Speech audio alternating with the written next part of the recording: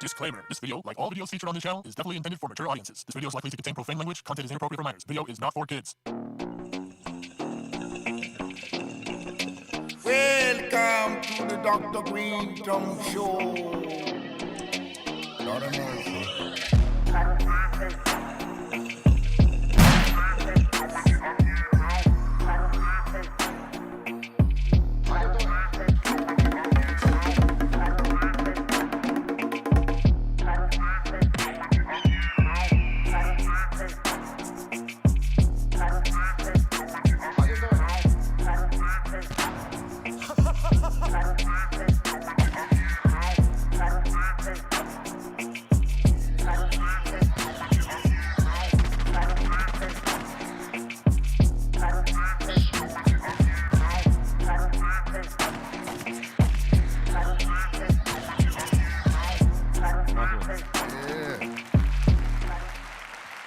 Oh, yes, we gonna get some help today up in here. It's the Dr. Greenthumb Show live on Twitch, Discord, YouTube, and the home site, www.brealtvcontest.tv. To my right, I got DJ FM. What up, y'all?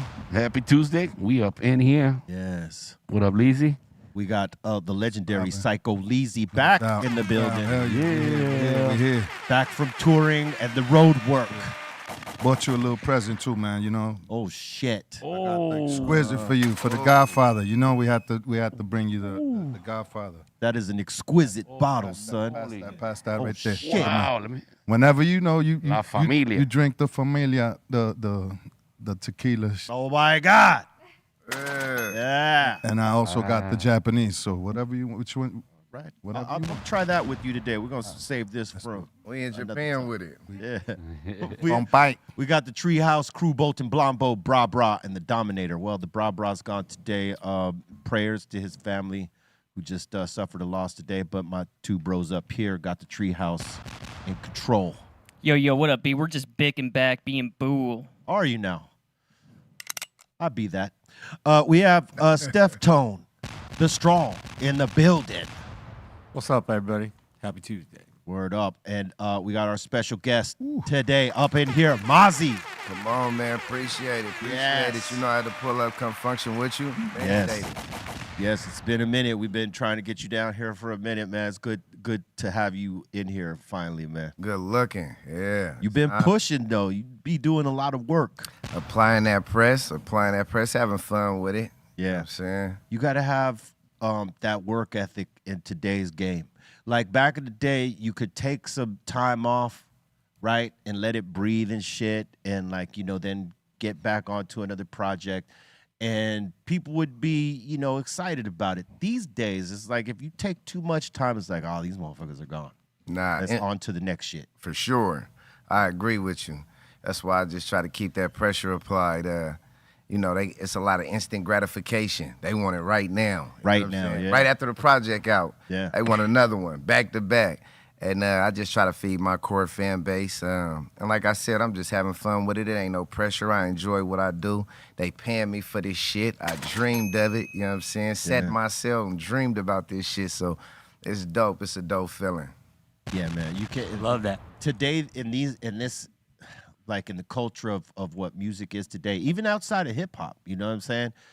You have to do more work than you ever had to do.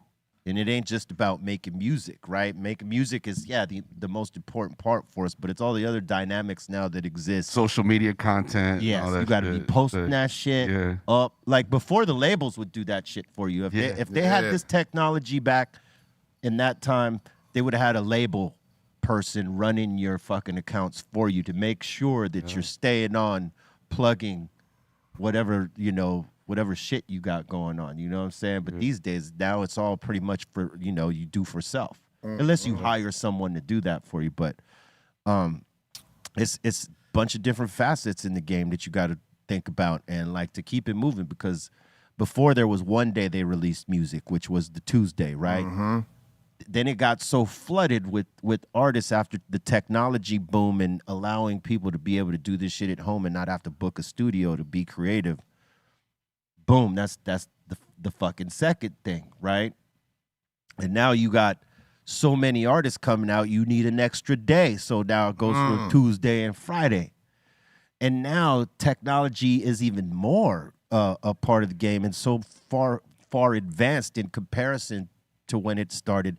Now motherfuckers don't even give a shit about the Tuesday or Friday. I'm releasing on a Monday, a Sunday, a Wednesday. Yeah, on Granny birthday. Yeah. Yeah, that's how it is. It's 1 a.m. It's coming out right now. You hear me?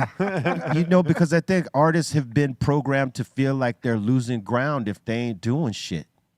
You know, even if they're trying to let it breathe. Let's just say you came back off of a dope world tour and your fucking record, you know, streamed, you know, a lot and sold a lot of records. You know, the minute you try to take a break, the motherfuckers are forgetting about you no matter how successful that was. So you kind of got to keep your fucking feet on the fucking gas. Short attention span going on right now. Yeah, most definitely. Most definitely. Yeah, like for me as an artist, sometimes most times I feel like I don't even want to do albums anymore. I just want to do like single songs so that people could focus on one thing instead of having to make the choice of like, because before everybody would just buy the album and you like the songs you like and maybe you grew to like a song that wasn't necessarily your favorite at first. But these days, you could just go to one of the streaming services and pick the songs you want and leave the album the fuck alone. Crazy. And that's the part that bothers me. Yeah. You know, if we could all pull an Adele or Taylor Swift and say, nah, if it's going to be on this service, you got to buy the whole thing. All or nothing. All or nothing. Yeah. I mean, you know the hardcore fans are gonna buy the album. True that. They didn't care. They just boom. Yeah, it's more the new fans that The pick new and fans. choose. I mean, that's what you do the singles for, to get the new fans and build that. I got respect for everybody there and their list though, because I mean, at least you're still on someone's list. You know what I mean? Right. Like they don't have to have you with the amount of music available. You know what I mean? No one has to be on no one's list. There's so much you could put just random on. Give me everything. I'm random. Yeah. True that. And you might find some shit you fuck with on random. Yes. You have no clue about it. Yeah, like, what's this? That's the cool thing about those playlists, though. Like, it'll introduce you to some shit that you don't maybe normally wasn't looking for. Yep. And boom, right? This right in your face, like, oh shit, I fuck with this. So you like it? You like the ancient history better than today's? I like a mixture of both. Okay. Because, you know, here's the thing. The stuff that started early on, it started from something else too. You know, like our generation of hip hop, we were inspired by the generation before us, who was inspired by the generation before them. We're like third or fourth generation in this shit, right? So when the torches got passed to our generation, we were like, I know I didn't expect some of the older heads to be like, yo, these motherfuckers are the shit. You should fuck with them. And so for me, I took that mentality the same way. It's like, well, anybody coming up under us, I got to be willing to do the same thing and listen with the open ear. Yeah. Sure, there's a lot of shit out there that's like, come on, man. No, I think that's with this internet too. That's what it make it like, you know, coming up.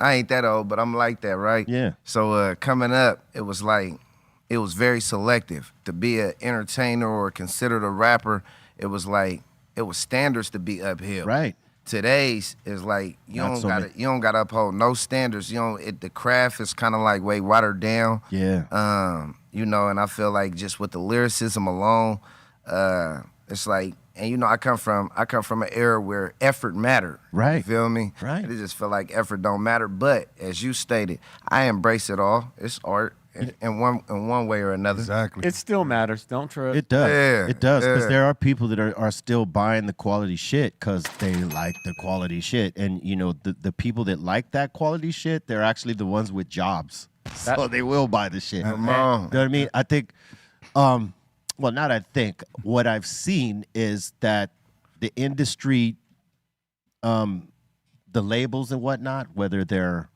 majors or a big independent label or even a small one, they're not necessarily looking for artists with those skill sets and those layers. They're looking for an image. For And sure. if they got a little bit of talent to build off, okay, we'll deal with that. But if we could market this motherfucker or him or her, that's what counts. Can I push these guys over even though the music's like, And in most cases, they're doing that because some of them have like enough personality and enough image. Numbers. Well, that too, yeah. They got those numbers. I mean, some of these artists, him. some of these artists are more famous for the posts that they make than their actual music. Or their dance. I agree. Or whatever. And that's I the agree. fucking problem. It should be the music that's celebrated more than all the Personalities. than the antics and the Yeah. personality and shit. Quality is timeless. Right. I agree. Absolutely. There's a lot of talented, ugly ass people out there right Man, now. what? Hey, man.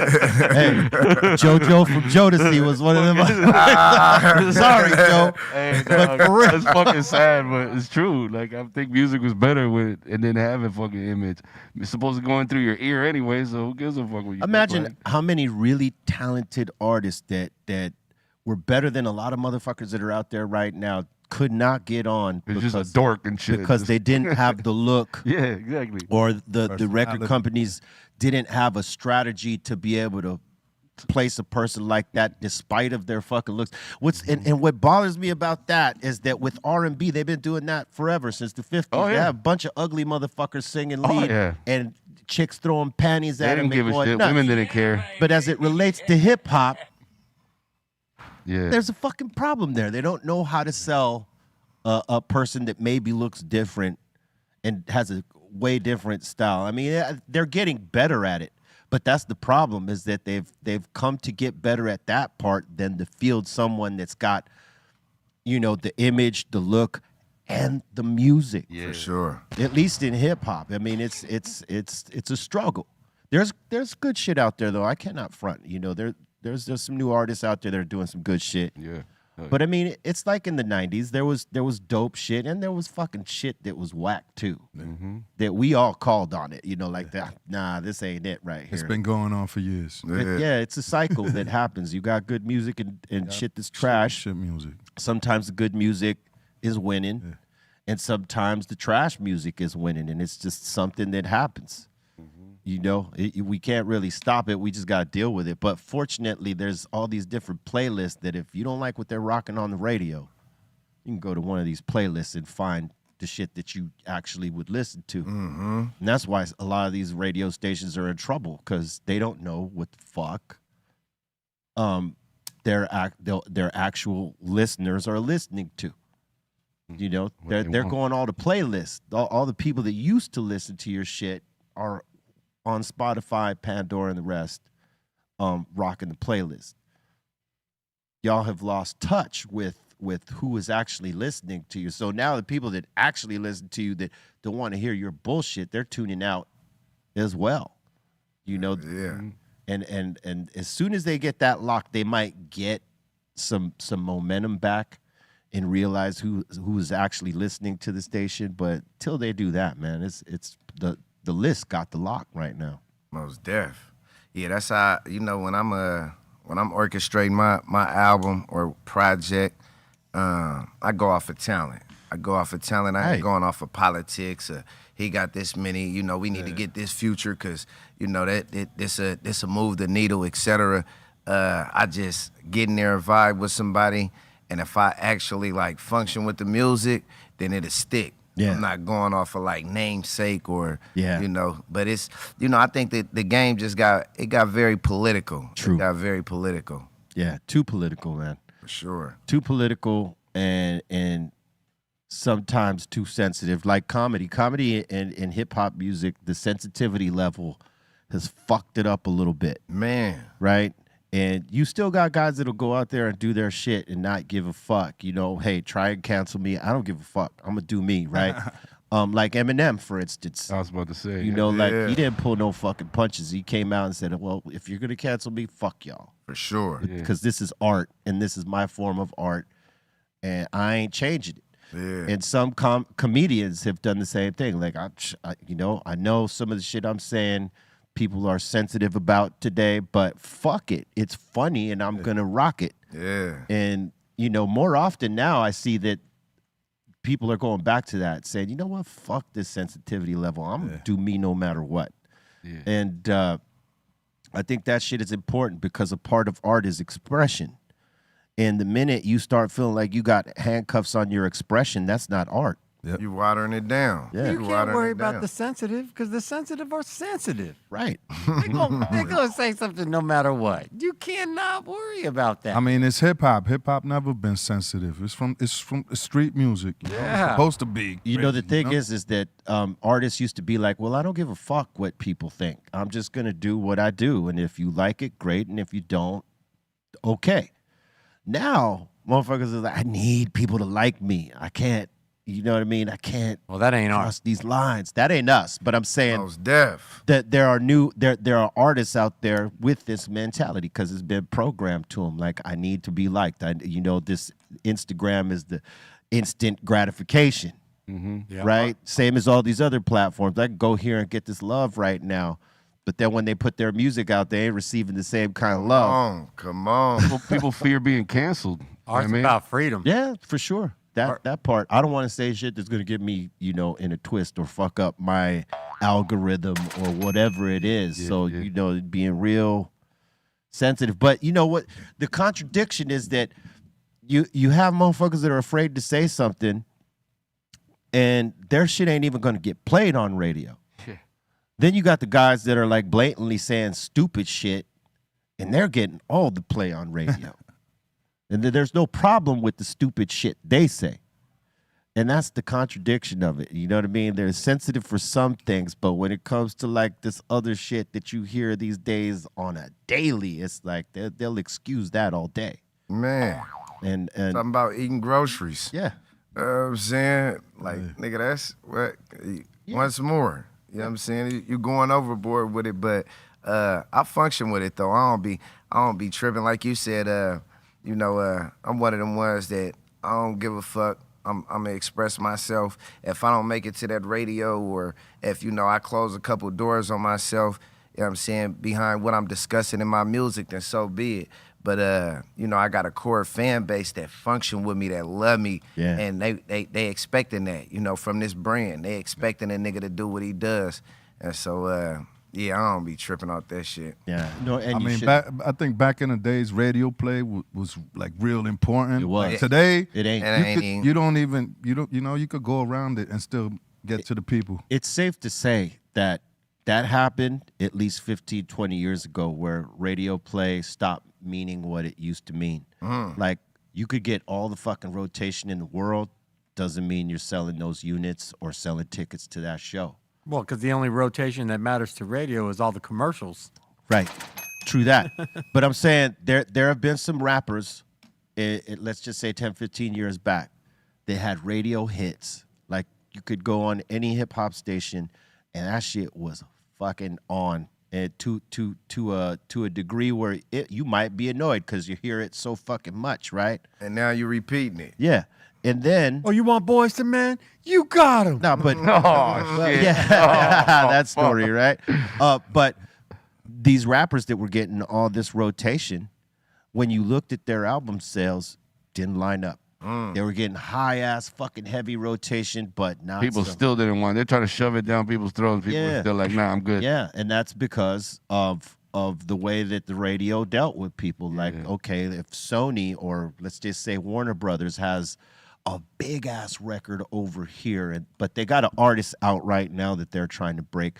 Warner Brothers, to get this radio play for this artist over here, maybe it's not even guaranteed, got to buy ads for their big artist that's coming out in 6 months, but buying the ads first with this station and giving them all the fucking all the exclusivity to when the shit comes out. Okay, so if you're on, let's just say it was Sony and there was a Cypress Hill record, we're gonna buy ads for Mariah, but you need to be playing this Cypress Hill shit. But when Mariah comes out, you're the first station that she's coming to see. Oh, shit.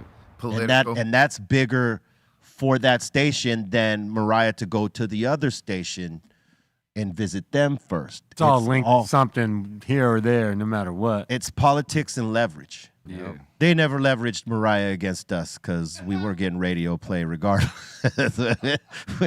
not the type of play that we could have got. Yeah. But I'm just saying that's the example, is that they'll leverage a bigger artist to the one they're trying to break to the station. And that's not necessarily payola because you're paying for ads for a record that's coming out 6 months from now. But really that money is going to getting these motherfuckers over here on. Yeah. And when they started doing that, they started playing records that nobody wanted to fucking hear. Even though they might have been, in heavy rotation, motherfuckers was like, what the fuck is this? Come on. And, and that started what we see now today. It's like there's motherfuckers selling out concerts and selling out stadiums and don't get no radio play. We ain't never heard. I never even heard of these motherfuckers. Yeah. Like, I seen it. Like, and vice versa. Who the fuck are these? Fools that are on the House radio. sold out. Fools that are on the radio. Nothing. Yeah, fools on the radio all the time, and they can't even fill up a bar. Can't fill up a room. Exactly. That was the other. See, this is what you're seeing now. Before it was the record sales that you didn't see, right? And nobody makes a big deal off of record sales anymore because they focused on streams because not everybody moves a lot of units like they used to, right? So now it's focused on, can you sell tickets? You got all this fucking rotation and you got this presence on Instagram, but can you sell tickets? And that's the disconnect. They don't have that connect. And then when they come to do, like, let's just say a Powerhouse or one of the big radio events, they ain't even got the show to win people over because they barely know their fucking lyrics. They're hyping up their own lyrics. It was like I was doing with the Fuck Dubious the other night. I didn't know my lyrics, so I was hyping up. I got to feel like, one of these new motherfuckers the other day. Yeah. Nah, you right about that, because back in the days, they was playing instrumentals, and you had to really know your shit. Hell yeah. It was just, I think it was more prideful. It was more prideful as far as the music was concerned. It was more work ethic. In today's, era, you could just, like you said, you play your shit and, you know what I'm saying, you play the audio with the whole song and then you just hyping it up from the background. Yeah. Yeah, that's crazy. My shit is that my whole problem with that is that people accept it. Like, you see people in the crowd going nuts with motherfuckers, like, they're not even singing the song. They're singing the song for the artist. Yeah. And it's acceptable. If I spend that kind of money for a ticket and I got to sing your song for you, I'm a little upset.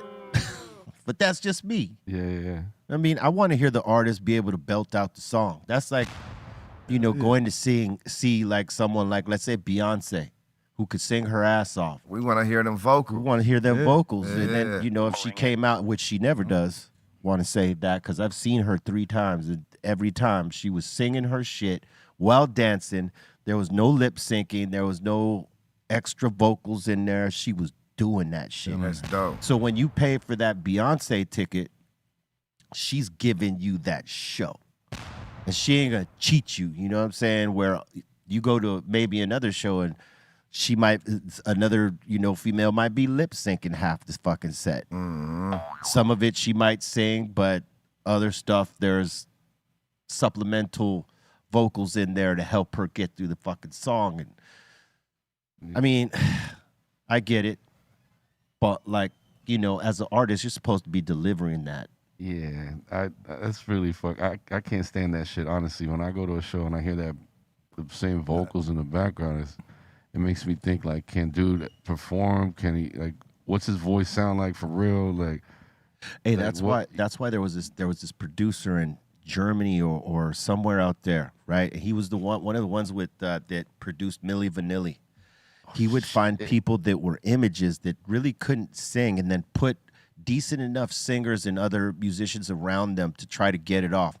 And they would do videos and just put out records, but he would tell them never to do performances, never, like, we don't want these records going to the States and we don't want you performing any of this shit, because the minute they start to try to perform it, it didn't sound the same. It doesn't sound the same. Yeah. And the perception and the magic is blown up. Yeah, that happened a lot in the 80s, actually. Yeah. I just seen a Fat Joe performance. He's playing the music with the old lyrics, and his old lyrics is like smooth.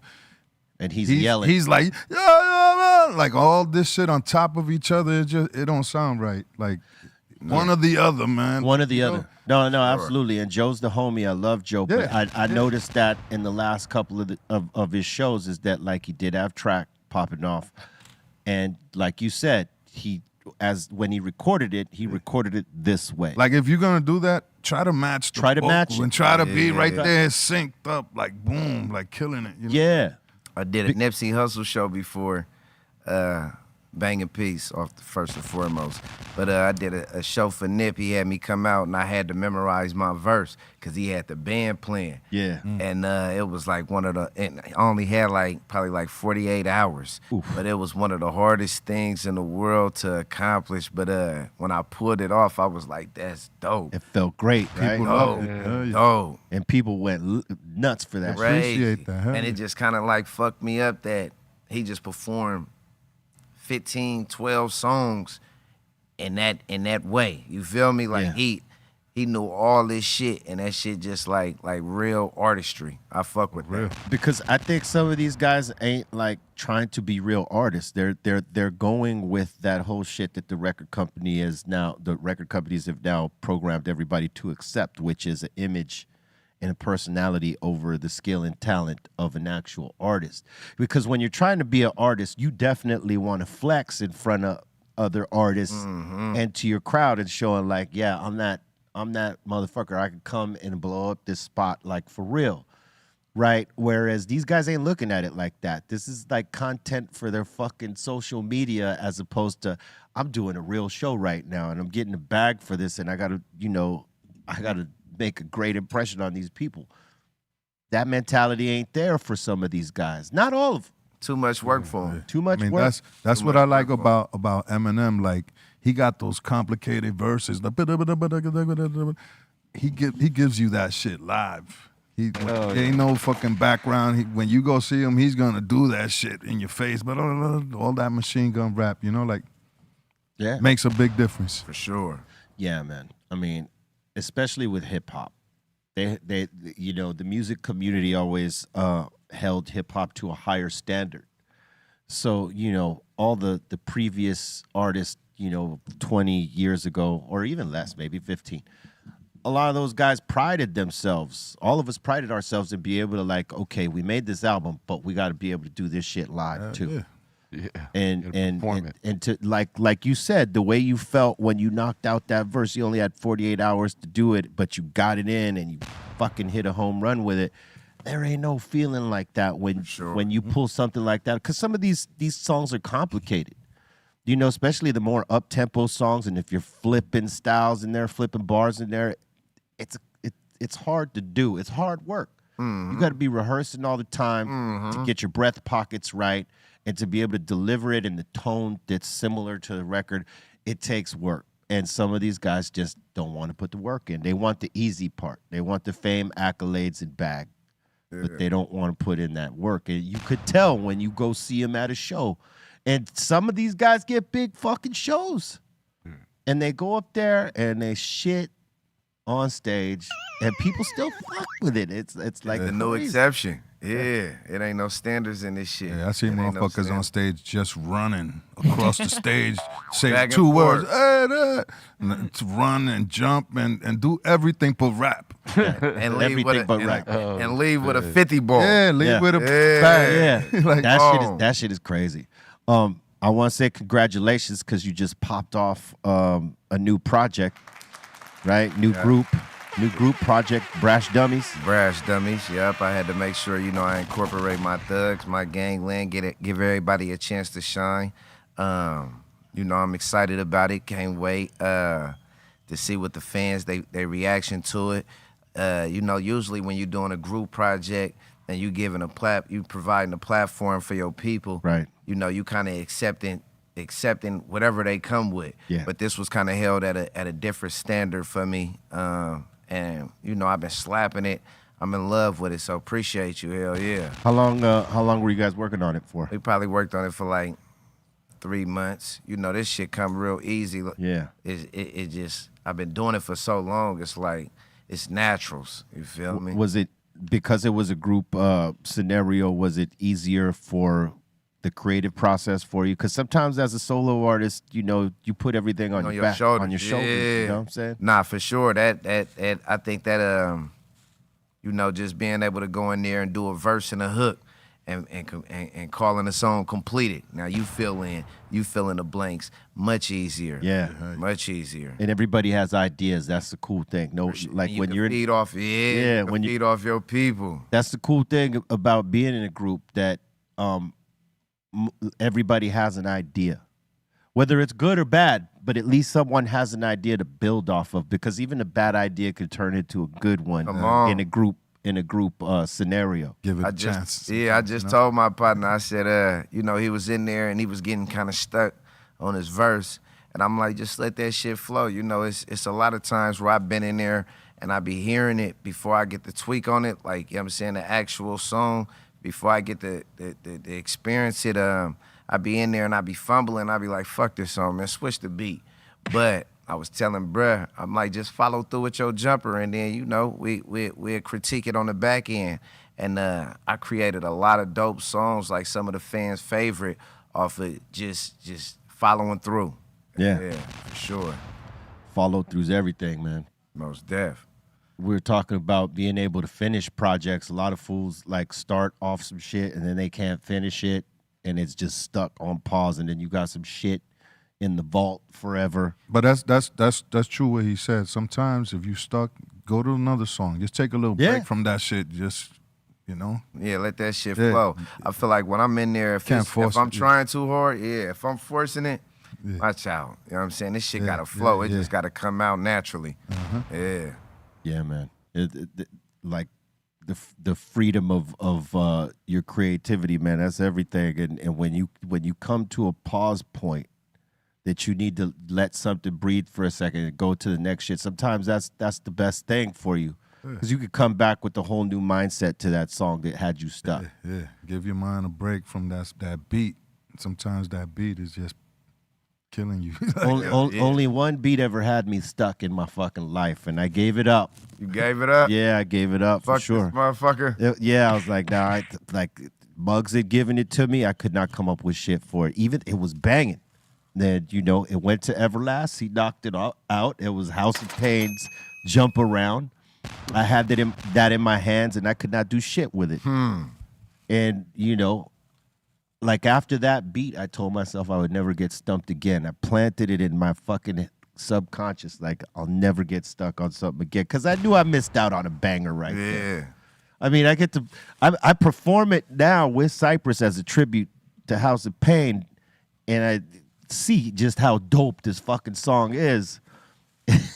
And I tell myself, man, I'm never gonna get stuck on shit again. But if I did, I would definitely give it time and walk away from it and come back and revisit when my mind's clear. It didn't get away. It just wasn't. It wasn't for you. That's all. That's what it is. You know, if that was if you was ready for it, you would have crushed it like all the others you do. Yeah, that one I didn't crush. I passed that bitch on real as quick. a producer, I could tell you can make a beat and be like, bring it to somebody and be like, this is so you, this is so you. But the rapper himself, if he ain't feeling that, that's it. Yeah, you know, it wasn't that I wasn't feeling it, because it was banging to me. It's just like I couldn't pop the idea off. Like for some reason, I was stumped on the chorus, because at the time, you know, the way we wrote shit in that time was we tried to come up with the chorus first. And for the life of me, I could not do it. And because of that, I could not open up a verse on it. And I was like, I had to call Muggs in defeat, bro. I was like, yo, I'm gonna send you this beat back, dog. Tapping out. She's like, a word? That's new. He hit me with a word? Yeah, my manager be sticking hella songs that, you know, I feel like it's outside of my gangster, you feel me? But I still walk him down. I think I did a song with Skylar Grey and Eminem, Polo G. And, you know, I just wasn't feeling it. But it's one of my most streamed songs today as we speak. And then even a lot of songs for the females, you know, I be on straight, like, treacherous shit, soulful, therapeutic type of vibes. And, you know, I be leaving out the females. But another one, I think, Excuse Me, one of my most streamed songs. And it was like, you know, I just appreciate them type of them obstacles or just that Challenge. Yeah, that challenge. I mean, sometimes it's good to listen. Yeah. Listen to people who's, okay, let me Some people might drop a gem on you now and then. Yeah, exactly. They might know something you know. sleeping on. Like, yo. That's true shit, But man. then when you feel it though in your bones, like nigga, that's it. Because I think sleepwalking, another one of my ones. One of the bangers right there, son. And management was like, "You sure you want to put this on the album?" Like, nigga, what? This will make me cry. This bring tears to my. This is the album. Sure enough, that was the album. There it is. You hear me? So you also got to go with your gut. Somebody told me go with your first mind the first time, and that it's like stuck. that. Yeah, that's stuck. No, that's real shit though. Like you do got to go with. If people got to listen to their Your to gut their don't lie. instinct. The gut don't lie. Some people go against their instinct, and they let people get in the ear and maybe direct them in a different, on a different path that doesn't is not conducive to the exclusive, son. Yeah, pop your shit. You know what I'm saying? Go with your gut, but also know that sometimes that second player is actually the one that nails it. Yeah. Sometimes you gotta wait. Hey, another quote he said. He said, the first rat get the trap, the second one get the cheese. Right. Oh, shit. That's real shit. It. Let this motherfucker go get it first. Yeah, you go on ahead, homie. When they snap him up, I'm on it. That's that shit. Shit. Oh man, you are you planning any tours with the new project? Right now, with the federal stipulations, they been like, wait, hating on me. Well, I ain't gonna say that. I'm big on accountability, so I've been fucking myself off. You know what I'm saying? So right now it's at a standstill, but I can't wait to get back on the road. Sometimes I just walk through the mall just to feel, I just want to feel the people. Yeah. You know what I'm saying? I want to take them photographs. I want to, jump on the FaceTimes with, my mom love yo, man, FaceTime her, let me holler at her. So, I really try to connect with my fans. And so I can't wait to get back on there and do my 1-2. Yeah, you been doing any local shows? Not really. I just been working. I've been working on these projects. Just been focusing. Yeah, I'm probably like 5 projects in debt right now. Got one coming with Kaylin for real, another solo project. So I just been walking the motherfuckers down, focus on that right now. I'm big on catalog, intellectual property.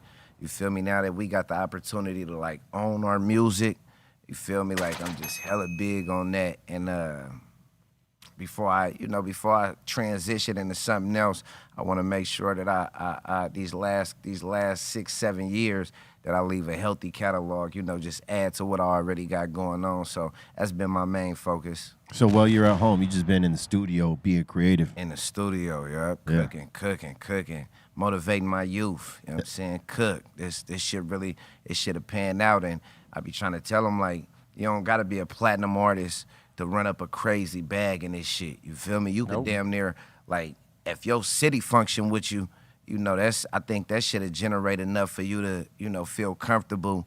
You know what I'm saying? So, and just having a core fan base. Yeah. You know what I mean? They'll feed you and they'll keep your lights on and make sure that mortgage is paid. So That's real. yeah. So I just been catering to them. I've been catering to them.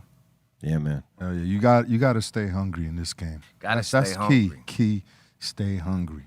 I'm always hungry. Y'all ever felt like, man, fuck this shit. I'm tired of this shit. Nah. Nah, Yeah, of course. I got more tired of people, in the business, not necessarily doing it, cause like I still have a passion to like create and be competitive. Like where does it sit with everybody? It's the motherfuckers we meet in the game, like that work for some of these companies and shit that like burn you out, at least burn me out. Like, cause you don't never know if they're 1,000 on anything they fucking say. I agree. It's like a car salesman. You know what I'm saying? And that part burned me out. Yeah, but I got over that a long time ago, and I don't let that shit bother me. But that's really the only thing. I've never got tired of like the art. Creating the art and then going and doing the art. The shit that I don't like is the traveling. Like having to go to the fucking airport and deal with that part of it. That's crazy. All that shit, I don't like it. But I mean, it's a part of what we do, so I accept it and I embrace it and I go. But that's the only part that I don't really like. Hell yeah. Being with the people, performing with the people, I still fuck with that a lot. That's the easy part. Yeah, that's the easiest Yeah, that's part. dope. I think for me, you know, just being a gangster rapper, sometimes I be like, damn, I wish I would have jumped in the R&B lane, man. I be seeing these niggas with nothing but bitches at they shows, and I think that's like the dopest thing in the world. Ain't never too late. Ain't never too late. Ain't never too late. Ain't never too late. But I think that's what be draining me. Just, you know, the politics of you know, the gangster rap, like just that whole little world we got going on. And just being, you know, getting to a point where I actually want to live and be able to enjoy this shit. Yeah. You know, with all the indictments coming from niggas' music. We see so many rappers die every day. I was in jail when I called home and was like, you know, who recently passed? I know somebody done checked out, you know what I'm saying? It's only been 30 days. Yeah. But just like I expected, somebody checked out, you know what I'm saying, that I felt like was one of my peers in this shit. But, you know, just what come with it. I think just what come with it nowadays, you know, all these, it's like a big target. I be feeling like we targeted.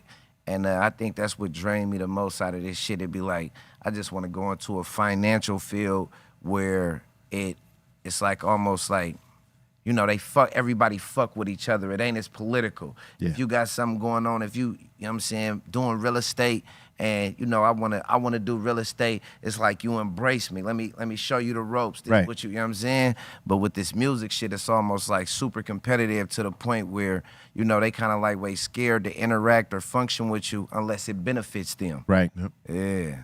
That's the way it always is. They're afraid to approach because they don't know how to. Mm-hmm. But if they can get an angle to get paid from you, they'll find a way. And that's just the way that it always is. They'll accept everything you fucking do as long as they can It get got that a check bag. with it. Yeah. As long as a check attached. Yeah, man. Hell yeah. That's, you know, part of the politics in this game of ours right here. Now, most other genres don't deal with the shit like that, like the way that hip hop That's has what to I'm deal with it. saying. Like if you come from that genre, right, like gangster rap, a lot of these motherfuckers hold you to that. Like, you got to be this. Most definitely. And if you ain't that, it's like, Watch out. fuck out of here with that, Watch right? out. Yeah. And that you know, they hold you to a different standard. And you got to navigate both those things. Like your fans, like scrutinizing you because like you might do a certain move that's not necessarily gangster. Come on. It's more business orientated, but that's what you're trying to be, a businessman, right? Sometimes you gotta look at the bigger picture. Right. The money is the little picture, you know? Yeah. Like I was working with my dude, Nate Watts.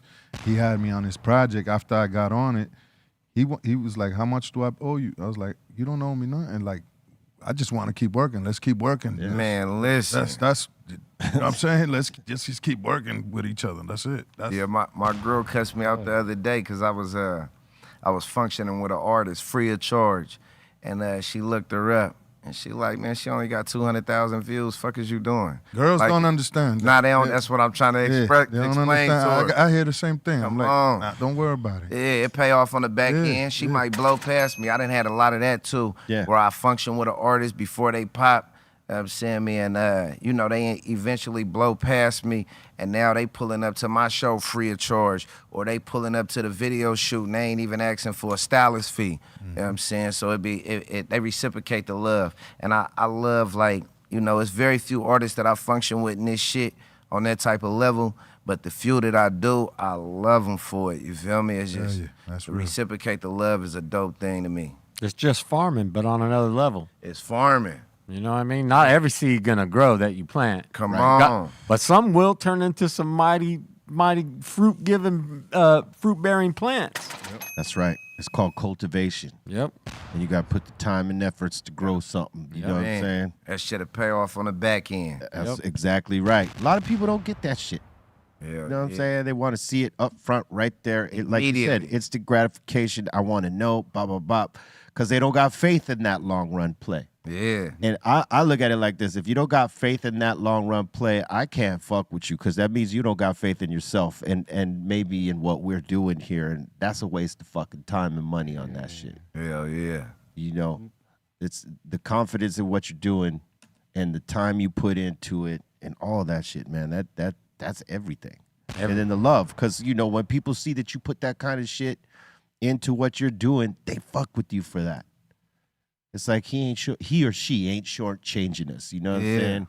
And it takes development of an artist. You know what I mean? And that takes time. And so anybody trying to do it fast, they're going to miss a lot of steps, and they're going to have a short-ass run in this game. Most deaf. Some might be lucky enough to catch a long run. You right, though. We see it all the time. Nigga be here today, gone tomorrow. Yep. Here today, gone tomorrow. And that is just dope. Y'all done had a crazy run. Crazy run. I was just in that room in the back looking at all them plaques. I'm like, oh, it's a gangster party in this motherfucker. But, yeah, I'm big on longevity, too, and I think... like you said, just the effort, the passion, the love that you actually put into your music, you know, it transcends every time. Every time. Hell yeah, man. Well fucking said.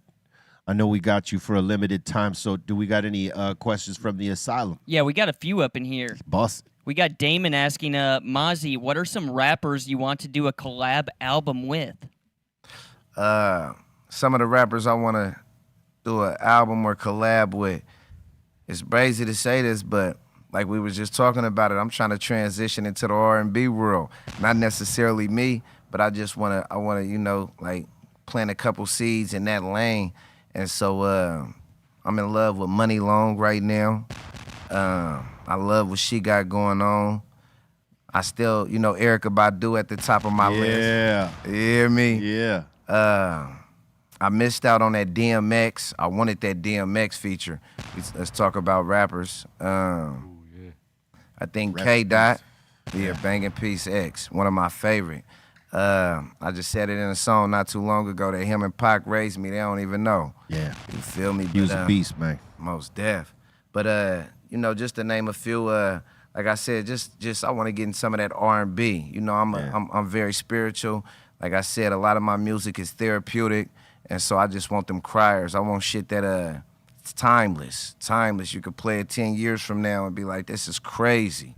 Feel me? That's right. Yeah. Real quick before you get to the next one, how smoked out were your sessions with Burner? Oh my God. Oxygen polluted. Just to say the least. Oxygen polluted. One of my favorite individuals too. Yeah. Love dog to death. Bro. Yeah, he every time, you know, usually I'm one of the people that lay everything out, make sure everybody comfortable. I'm saying make sure it's a gangster party, whatever you need, pay for all the studio time. I'm saying I'm big on hospitality.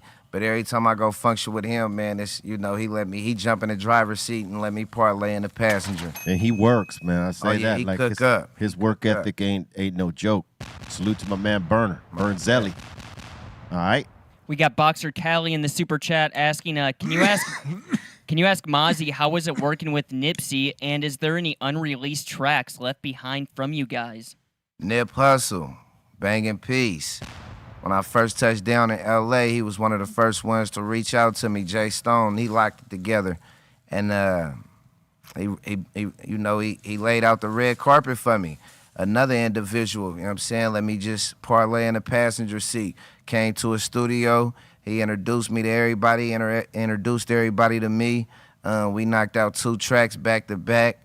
And, you know, just dope vibes, good dude. And, you know, I learned a lot from him just through demonstration alone. But no unreleased tracks. I wish I did. He's also asking, will there be another joint project with YG? Oh, Jizzle. You know, that's my thug. We was just talking about it. I feel like the last joint project we did fell on deaf ears. And, you know, I feel like we got to double back, get back in there. I'm most definitely 400. You know what I'm saying? Me and my people, we biologically related. So, you know, in the next 48 months, sometime then.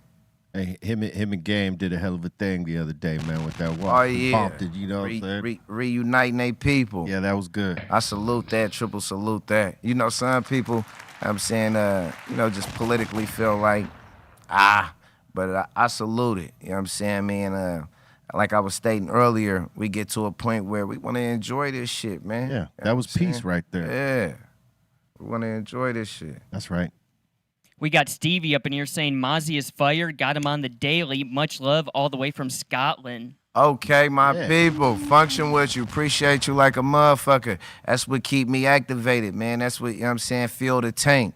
So, you know, appreciate you. That's worldwide love right there, man. Yeah. Marco is saying, shout out to the mozzarella fella all the way from Pittsburgh, California. P-World. Oh, you thought I was asleep on P-World. Yeah, Bangin' Peace Jack, another one of my favorite artists. Function with Pittsburgh heavy. And, mozzarella fella, that mean you tapped in, you locked in, you know what's going on, huh? Yeah. We got one happy mama saying the hubby broke several foot bones. Can he get some positive vibes to get back on his feet soon? Literally. She's saying LOL and excited to see Mozzy on Be Real. We're big fans. Yeah, shake back, gangland, immediately. Stand on them 10 toes, man. You know what I'm saying, me, don't buckle for nothing. That's right. You already know, bulletproof love. Healing vibes to you, man. Yeah. We got Elmo in here. He mentioned in the chat that you were on Bobby Altoff's podcast. How was that? It was a gangster party. Every podcast I do is a gangster party. He showed a lot of hospitality. I mean, she showed a lot of hospitality. Bobby, one of my thugs. You seen her walking through the trenches. I keep trying to tell her she from there. You know what I'm saying, me? That's Bobby blood. I fuck with Bobby blood. Help me. We got Anton here asking, what's your go-to jam when you're in need of a mood lift? My go-to jam? Right now, I've been off the new No Cap album, Rilo. But one of my favorites, of course, you know, Pac, DMX. I think DMX, it was a song related to his grandmother. I hold that dear to my heart. And, you know, that's one of them criers, man. You jump on the freeway, get teary-eyed. We got Dr. Dre in here saying, Mozzy, thank you for your music. Much blessings. Oh, yeah, appreciate you like a motherfucker. Blessings to you, too, brother. And we got Boxer Callie saying, yo, B, we need a Be Real Mozzy collab. Come on, We Be need Real, that. what we doing? That's real. What we doing? I'm ready. You let me know. Yeah, let's lock in, man. We'll make that shit happen easy. I think that's epic. For shit show. That's crazy. You took the words out of my mouth. I was going to holler at him on the back end, man. Oh, we got You know what I'm this. saying? He putting paint where it ain't. Put it on Front Street there. We're going to make it happen. Yeah. And that seems to be it for now, B. Word up, man. We want to thank you for your interactions and positive vibes. And we want to thank my man Mozzy for dropping it first of many times. Man, come on, Down man. here at the table. Appreciate y'all having me, man. The round table, man. Yeah. Feel like a little mafia meeting. That's You know right. what I'm saying? He got me on this Japanese whiskey, man. Yeah, we Hey, in it's actually Japan really, with it. it's really good. Yeah. No doubt. Hell yeah. Salute. Cheers to my man Mozzy, and Salud. cheers to all y'all. We're going to take a quick break. But before we do that, you got any shout-outs you want to give before we go? Yeah, shout out to Sacramento. I got, you know what I'm saying, to the left of me, you know, one of the 916 candidates. You know what I'm saying? Me, fella, you let me tell it. We just putting on for our jurisdiction, man, straight up. New project coming out, Brass Dummies. Make sure y'all snatch that. It's a mandatory snatch. I'm going to keep feeding the streets as long as I could do this. Appreciate y'all having me, man. You know, I feel like we biologically related now. That's right. 100. That's right. We family all day. Salute. All right, we're going to come back with more Dr. Greenthumb show right after this.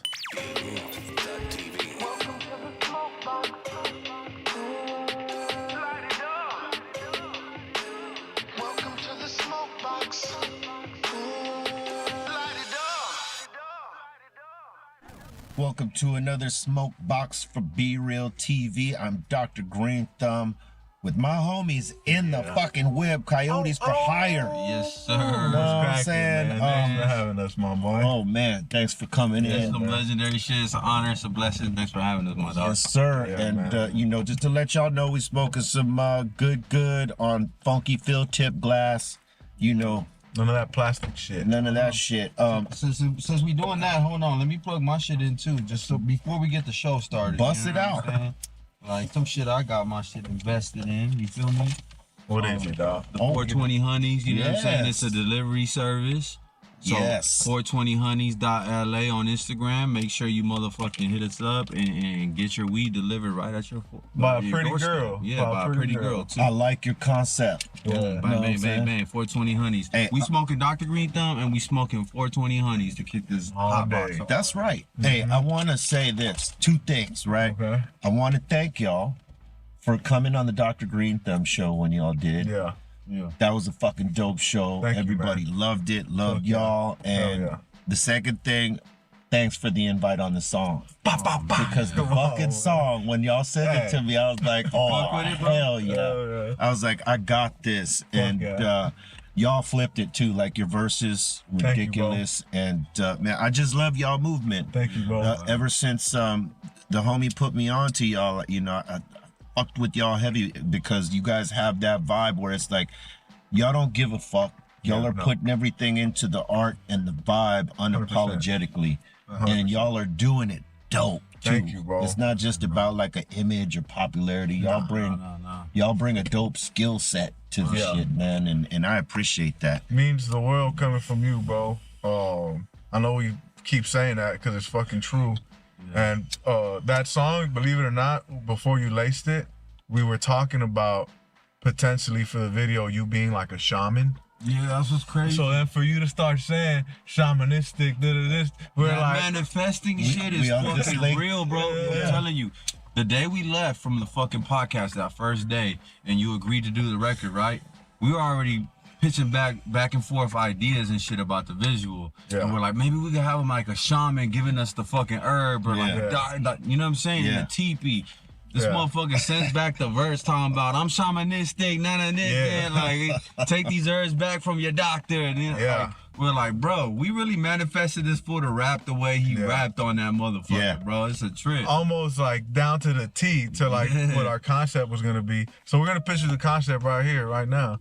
Now that we're here. So we have 2 different concepts, right? One could be like spoofing like a Pineapple Express or How High, or maybe how, you know how there's like a professor, maybe you'll be the professor and me and my brother are in the class smoking or something. But the original idea was you being a shaman in like this teepee like thing. And we're like on a, I don't know, maybe a ayahuasca slash a journey.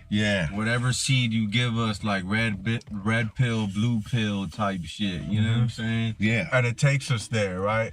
But it could either start off with us and you in this teepee like tripped out setting, and then we go into this tripped out world. Or it could end like us, we're on a journey and it ends with us meeting you. We still haven't decided. But would you be down for something like that? I'd be down for whatever y'all got.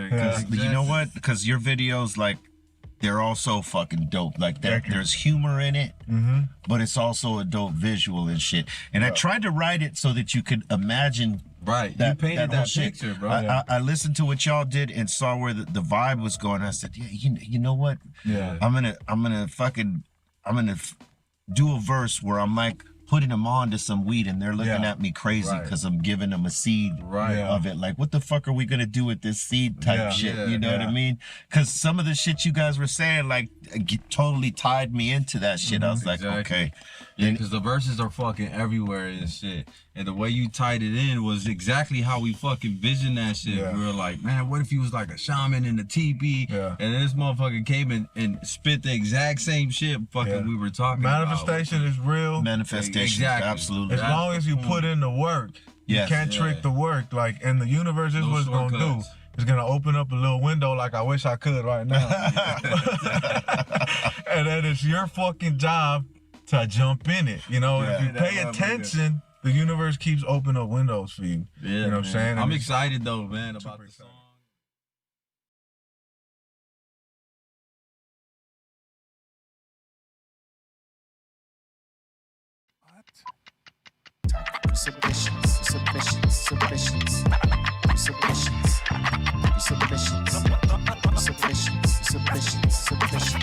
What?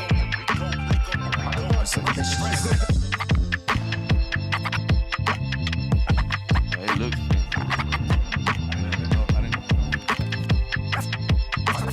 Time for submission. All right, what up, B? How you doing, man? I'm all right, man. Salute to all y'all. Let's get ready for these submissions right now on National Peach Day and Just Because Day and Pots de Creme Day. What? I never heard of that shit. National Pots de Creme Day. You know what I'm What the saying? hell? Hey, man, today's Japanese whiskey day. Japanese whiskey day. Yeah, salud. Cheers. All right. Pots de creme means pots of cream, and it's a rich custard. Yeah. All right. I'll take that. That's good, too. Okay. All right. Yeah. We got our boy Dean Jones up in here. You guys will like this. He's saying the wifey and I went out for an expensive birthday steakhouse. We had some steak, and it was called the Meat and Wine Co. That looks like a good steak right there. That shit does look good. No Party lie. ass fucking, fries, though. Those things are huge. Yeah, that's fried. Those are steak fries. Those are Yeah. fatter. Those are fatter than Bart's fingers. You know what I'm saying? Yeah. They call those steak fries. Those are the best fries. Those are the best fries. You know how they say fries in Spain? Patatas. Papapas? Patatas. Patatas. Yeah. Patatas. Yeah, batatas. Yeah. Okay. It's weird. Hey, it's what it is. And they be dipping mayonnaise in there. Por favor, patatas. Where's Pommes? Where's that from? Pommes. Pommes. That's I think German. That's French fries. Pommes. Pommes. Oh, Pommes. shit. Yeah. Like pommes frites. Yeah, pommes frites. Pommes frites. Ah.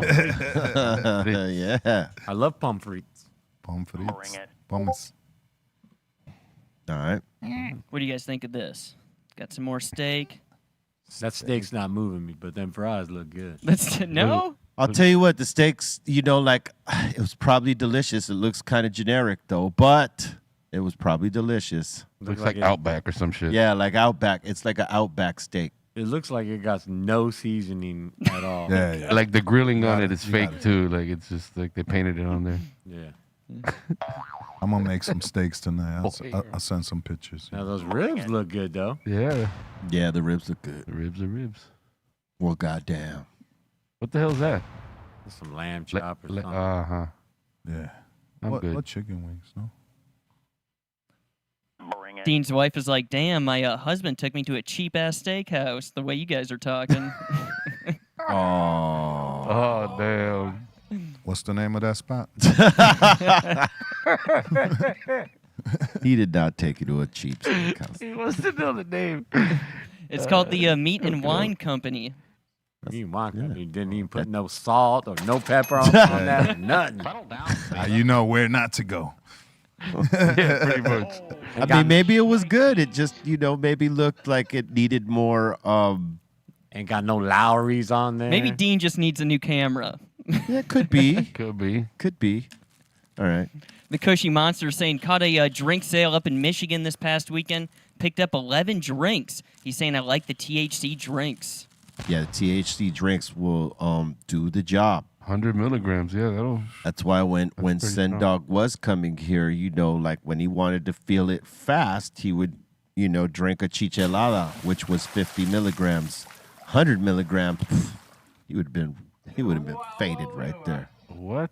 Yeah, Oh, it's like a pick 'em up. michelada with THC? You want to try one? I got it right here. Oye, ya me metí the whiskey, the beer. you Well, guys- that doesn't have any. It doesn't have any alcohol in it. It's just THC. Oh, you know what? Fuck it. Let me see. Well, take it home. Why not? With Yeah. you? You deal with that right there, and I'll give you one to take home. Huh? All right. Next That way thing you could know, try it later, B. I want to try Dale. this, the Bubba Kush root beer. Ooh. Root beer. What the fuck is root That's beer? how we say it. Root beer. Root Root. It's Root. it's root Root? beer. Rut beer. How do you, Root beer. I'm like, that sounds horrible. how do What you the pronounce fuck is a rut two beer? O's together? a good cold root beer on some ice. You way off, son. Everybody's like rut. It's ooh. Can't front. Don't You know. probably even got people from DeSoto like, this is a bad representation. We say, instead of roof, we say roof. What? Yeah, rough. yeah. Like a dog, rough? Yep. Rough. Every time I go home, I was up on the roof. That's really rough. All right, You're upsetting the dog. we got our boy Mike saying, at it again with the breakfast of champions. Got the sausage, home fries, and eggs. Them onions need a little more cooking for me. I find it hilarious that, they like to show us what they're making up and eating, How you say? knowing that we're high But, as fuck. but you didn't invite us for none of it.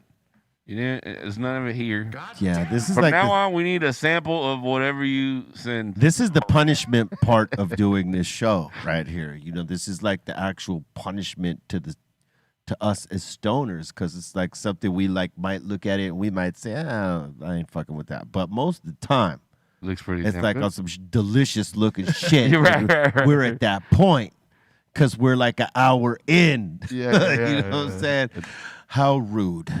Well, do you say boot like butt? No, not boot. You say boot. He says boot. Boot.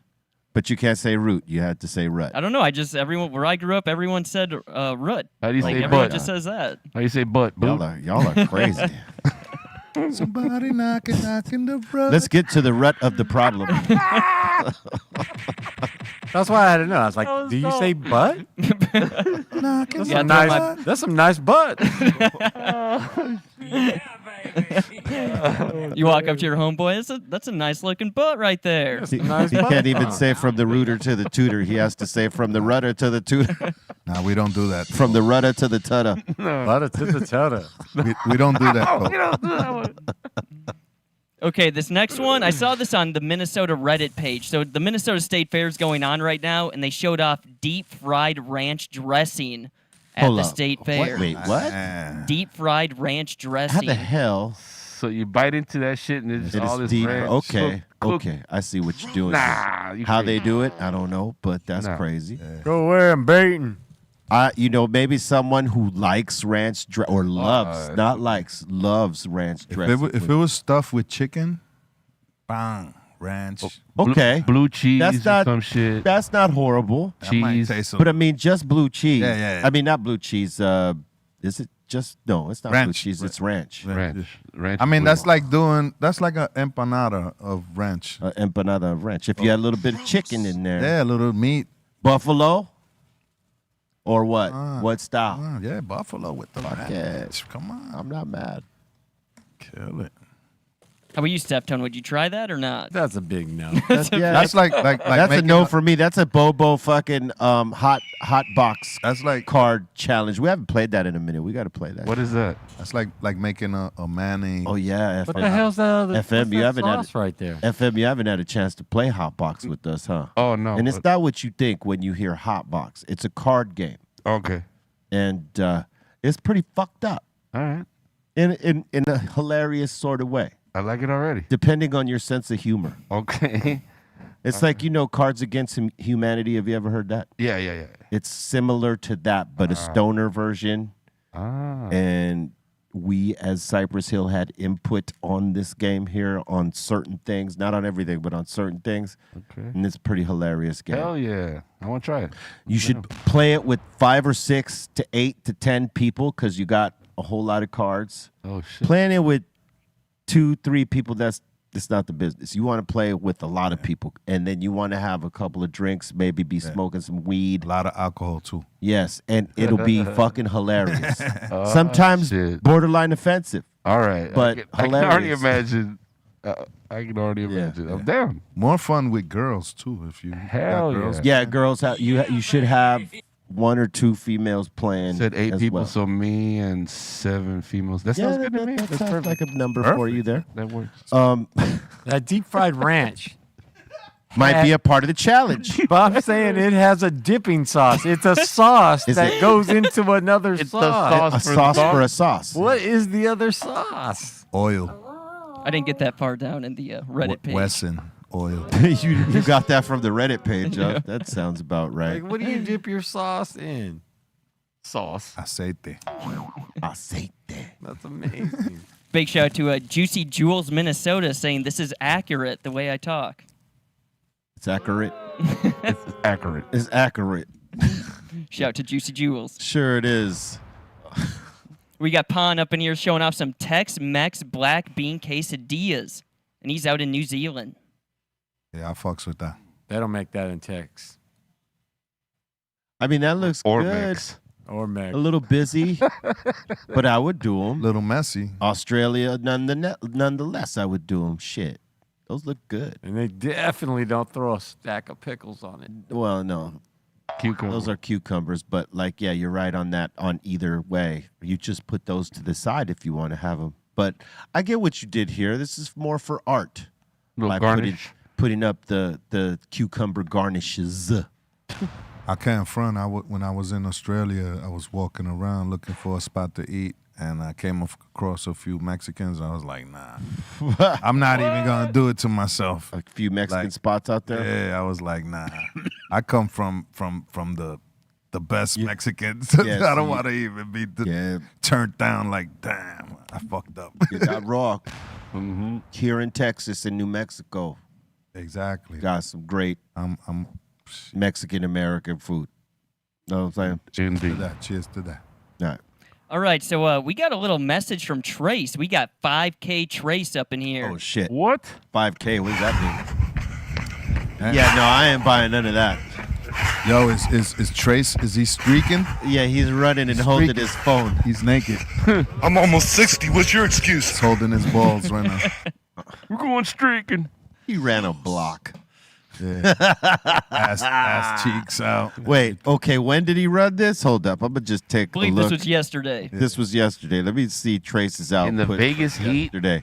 I'm going to look and see what Trace's output was yesterday, because, you know, I'm connected to his Apple Watch. He's connected to mine. We're connected to Bobo's, unless he conveniently took me off. Let's just see if I got Trace's thing from yesterday, or was this today? It was on his Instagram story. I saw it today, but he posted it yesterday. He's gonna tell me. He's. That's 5 p.m. Today's Tuesday, huh? Hold on one second. Maybe he did. Let me see. Maybe Trace put in some work. Driving the girls wild on the streets. We're going streaking. Okay, Trace Dunes. Yeah. He did something yesterday. I don't know exactly what he did, but he did something. He said he did a 5K. Is that what he did? That's what it said on his story. All right, what is 5K? Is that like 3 miles or something? That's 5K. It's like, what, 3.5 miles or something like that? That's good. That's good for Trace. Get them 3.5 in, man. That's better than doing none and a half. Streak. You know what I'm saying? Get your ass up out there. Maybe you could hang on the bike rides more. Isn't that? I think it's just 2 miles because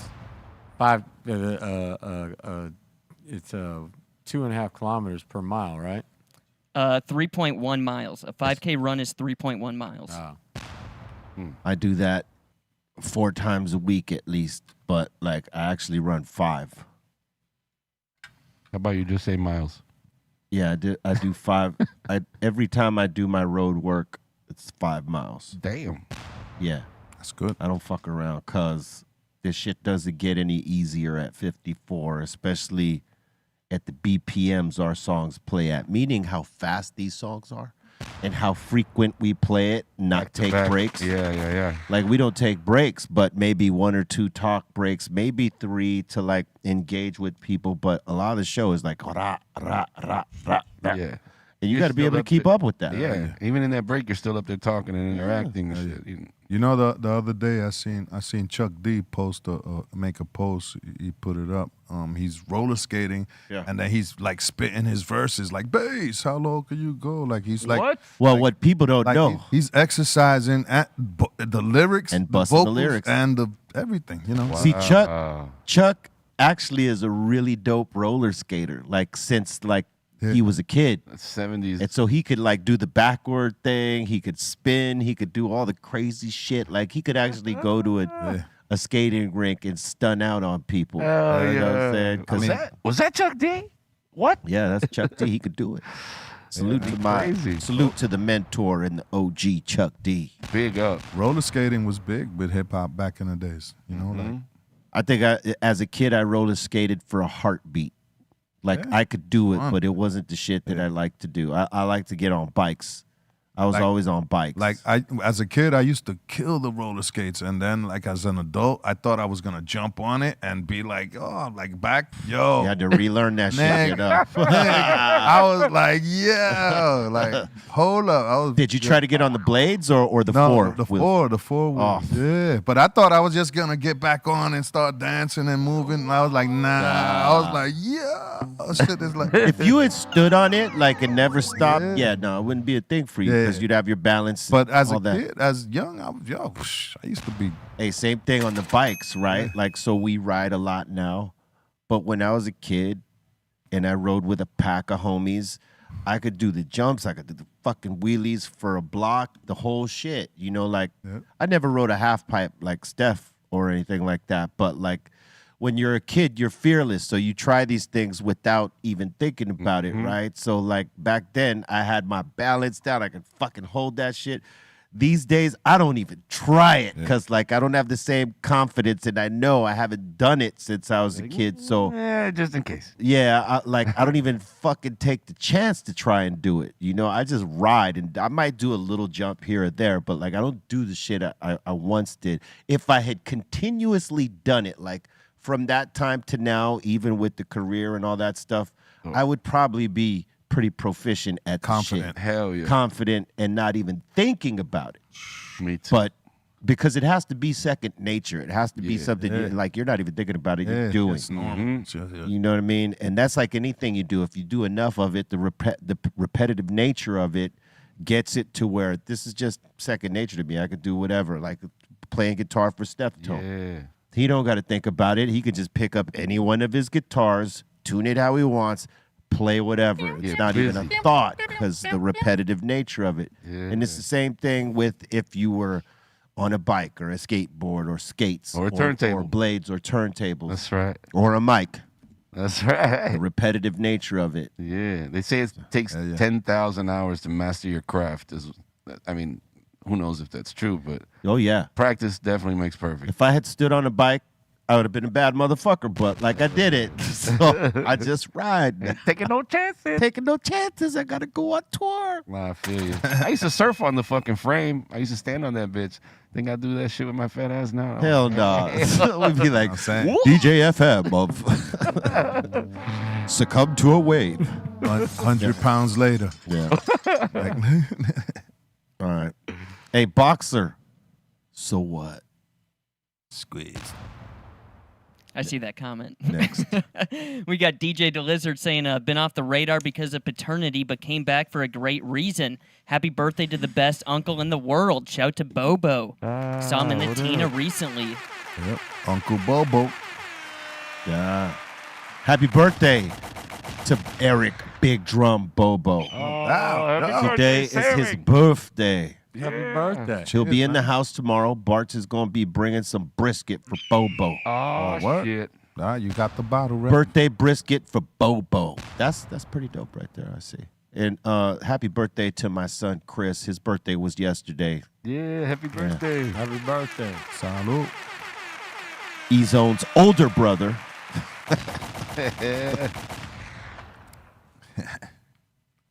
All right. I don't know about this. We got Brian. He's smoking on some rose lavender, some blue lotus, and got some crumble in there. Fuck is that?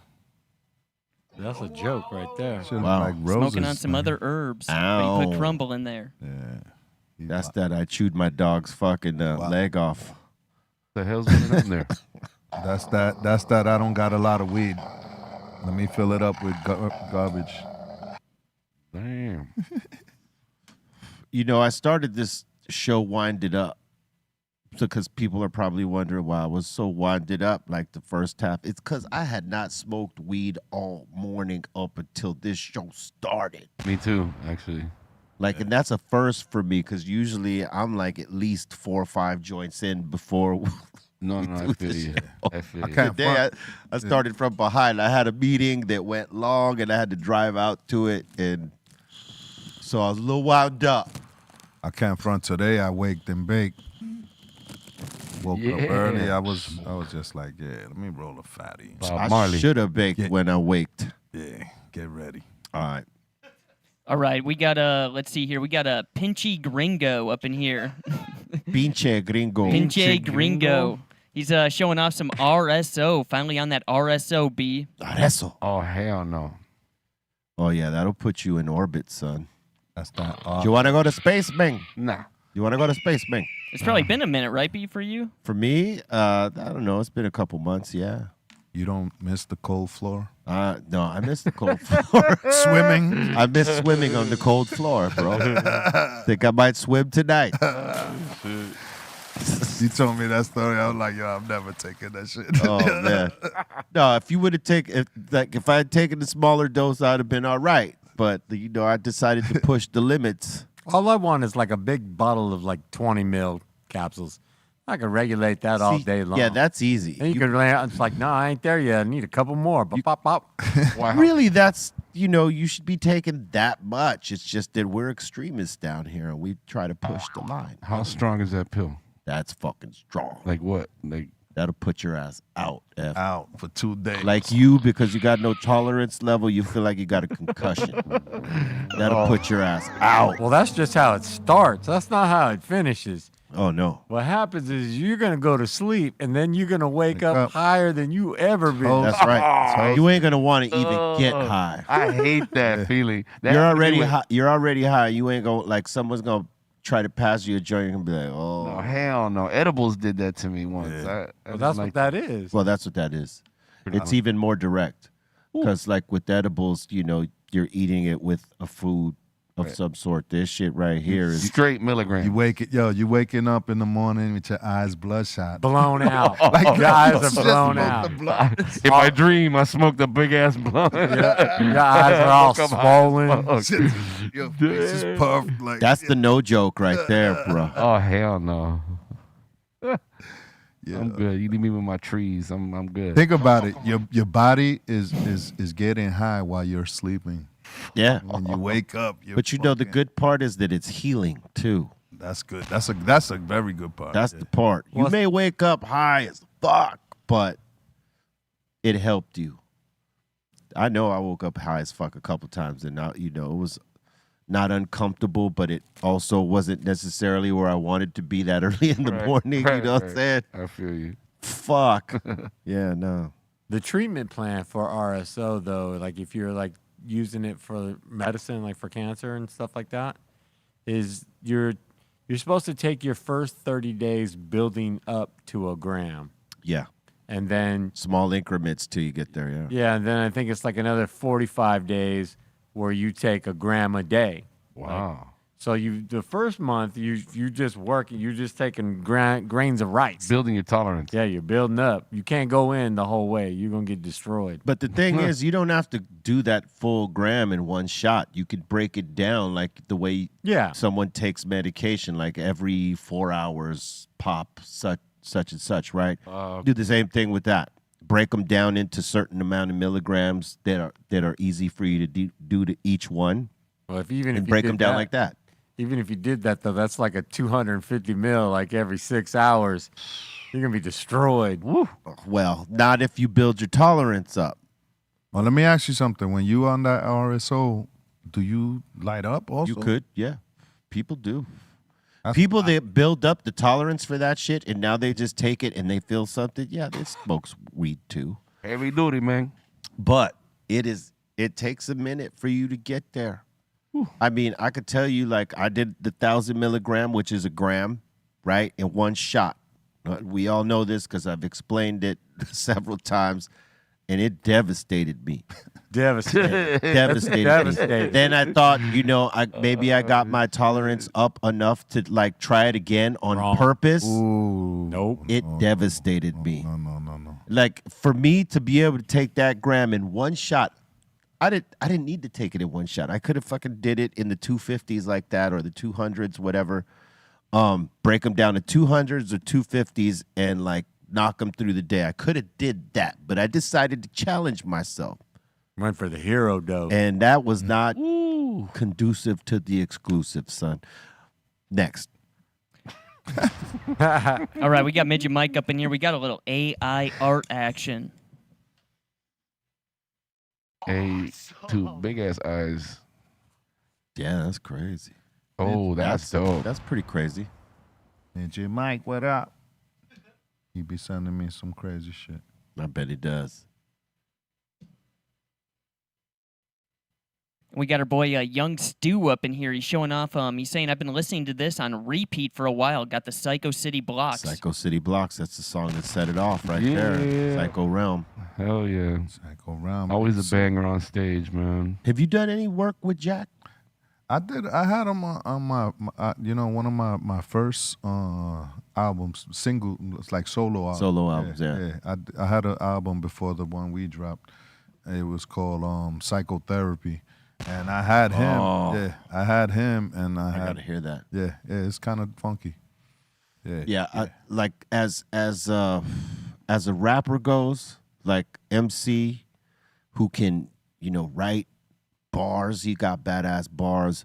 His style's dope, and he could deliver at the show. Like he got all the aspect of it down, and not only that, like his production skills are ridiculous. My man doesn't get enough flowers for being like all round, like in this hip hop shit. Yeah. He got from writer, performer, producer, like all the boxes that one could check. If they were multifaceted like that. You know what I'm saying? That motherfucker right there does it on a high level. Salute to my man Sick Jacking out there. Big Sick.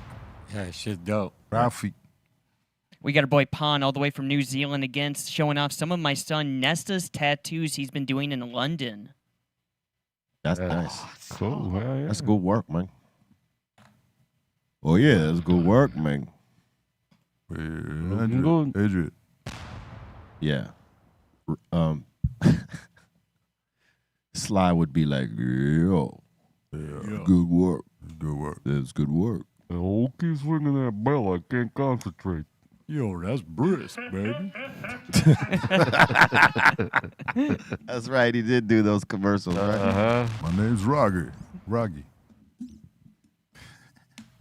All right. That seems to be it for submissions. Thank you for your submissions. Keep them coming to brealtvcontest@gmail.com, and we puts them on. Thank you for submissions. Real quick before we go into the asylum. Did you know? In 1968, the icon Eric Big Drum Bobo was born. Happy birthday, Eric Bobo! Bobo. Ha ha! Sammy. Did you know on this day in 1970, guitarist for No Doubt, Tony Kanai, was born. Happy birthday, Tony Kanai. What? Why is Steph Tone's mic off? Oh, sorry, I do. Turn it off for a second. Sorry, Dewey. What did you say, Steph Tone? Oh, I said happy birthday, Tony, and happy birthday, Bobo. Boom, bang. Yeah. Did you know in 1977, the legendary Mace was born? Oh, damn. Mace, too? What's up? Happy birthday, Mace. Legend. One of the illest, lyrically. Master real. bar spitter right Master there, boy. Bars, I'm talking about. Say what you want, but his bars were quality, top The notch. way his words connect, it was real special. Shit He did a was- joint with DMX. It was really dope, too. His shit was like butter, baby. Crazy. Harlem. Did you know? On this day in 1987, the legendary Scott LaRock passed away. Oh, wow. Rest in peace. Another legend. Rest in peace to the legendary. Like for real, like his production, like all that early shit was Scott LaRock. Yeah. Wow. Like he That was raw shit. way ahead of his time. Yep. Yeah, man. Did you know on this day in 1990, we lost the legendary guitarist Stevie Ray Vaughan. Oh, wow. Passed away in a helicopter crash. He was a bad motherfucker. Let me tell you what. yeah. The only guy to ever redo Jimi Hendrix songs where they sounded better than the Jimi Hendrix song. Fine. Damn. That's hard to do because Jimi Hendrix was It happens. on some different shit, but my man right here was able to do that. Sometimes the covers are better. Yeah, and in his case, Little Wing, even though he didn't sing on it, his version was better than Jimmy's. I had a chance to see him on that tour in Sacramento, and I gave away the tickets to a friend who I knew was a huge Hendrix fan, and I knew would have a far greater appreciation at that show. And then that accident happened, like right after that. Wow. It was a horrible loss, man. That dude was a genius on guitar. As much as Jimmy was, this guy was a genius. Yeah. You know what I'm saying? Did you know, on this day in 1991, the legendary Biz Markie, rest in peace, dropped I Need a Haircut, his third album. Oh, shit. It's my brother, man. R.I.P., man. Rest in peace. Love that nigga Biz. He was a cool dude, man. Shout out Cool V. That's right. Got the chainsaw out for that flat top. Like really, he's like one of my first inspirations to, you know, if you ever listen to Psycho Les lyrics, they got a little comedy in them. Yeah. You know, it's because he was that guy. I get that from him.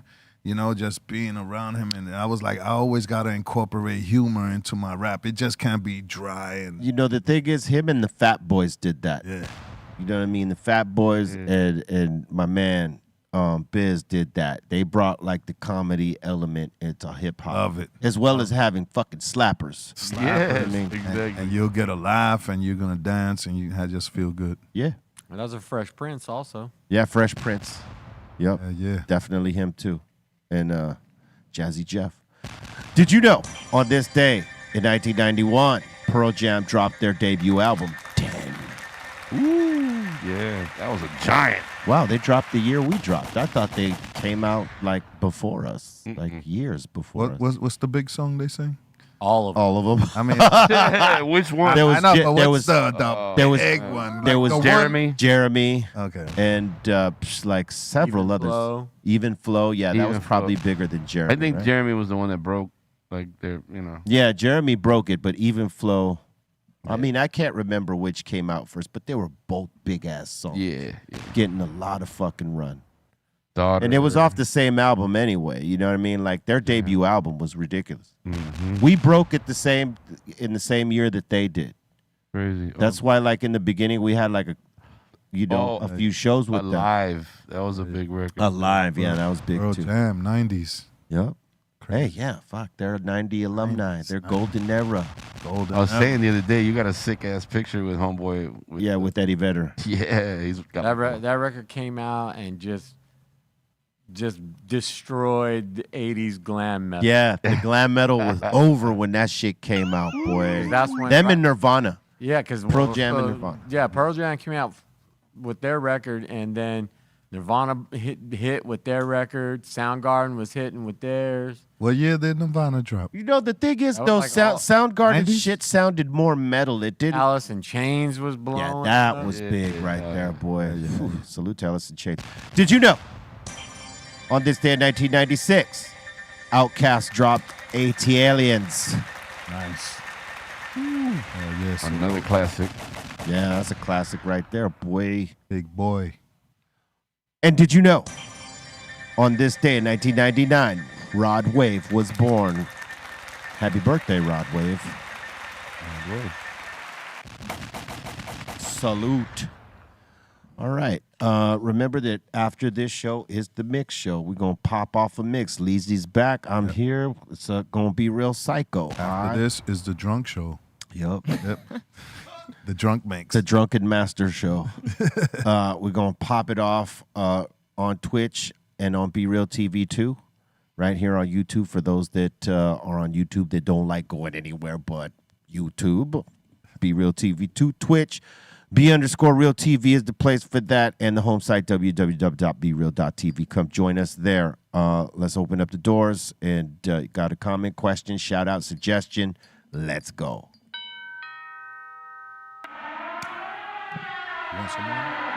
Welcome to the Insane Asylum. All right, let's do this. We got Rod up in here. He's saying, yo, B, talking about the Jump Around song earlier, he's asking, what was it about the beat that you couldn't get into? Oh, it had nothing to do with the beat. I didn't have an idea for it. And, you know, the way that we operated back then is that, you know, we weren't just going to write gibberish to a song. We needed to have an idea. And you came with the hook first, the chorus, right? Yeah, we usually came with the chorus first, and for some reason I just could not come up with the chorus that I liked, and I knew if I didn't like it, Muggs was not going to like it.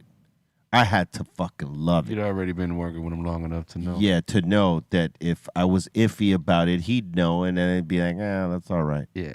If it ain't 1,000%. Why even do it? And I look at it like what's meant to be was meant to be. Yeah. That's Everlast exactly was what meant it is. to hit that shit out of the park. Because, like, you know, I knew he was, you know, like, we were hanging out with them. And Muggs had started to work with them. And I heard some of, like, the direction where Everlast was going.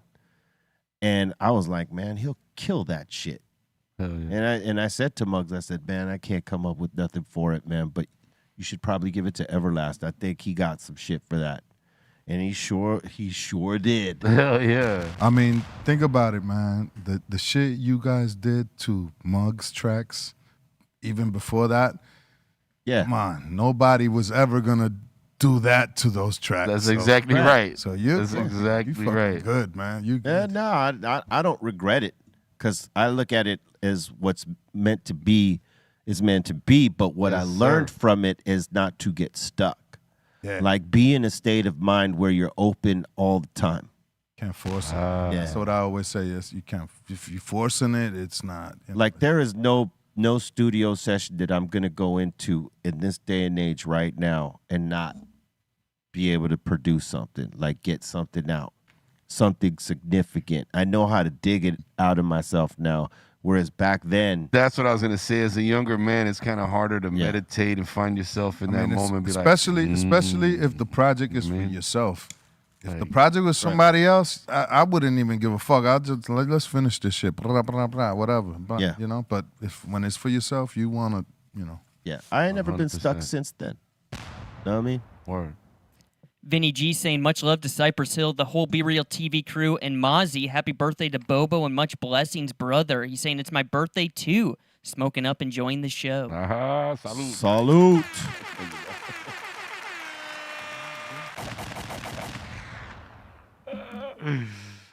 We got Ask a Bum saying, had the worst high ever yesterday, and it was on my normal dose. He's saying, sickness and hearing things. I made the mistake of eating gummies that were left in a hot car for 2 hours. Say never again. Damn. Squishy. Sounds like you ate too much of those hot gummies. Yeah. What was his dosage? Maybe they melded together. You know how that shit All happens. the It's too dosage hot. got together. Oh no. Bleh. Nasty. I like Because I don't think they're gonna go bad if they get hot, but they are gonna maybe melt and meld together. So if you take a couple of them, you don't know how many of them melted together. Really, Yeah. I don't know. I think 100 milligrams though is still that's a respectable dose. If you take 100 at one shot.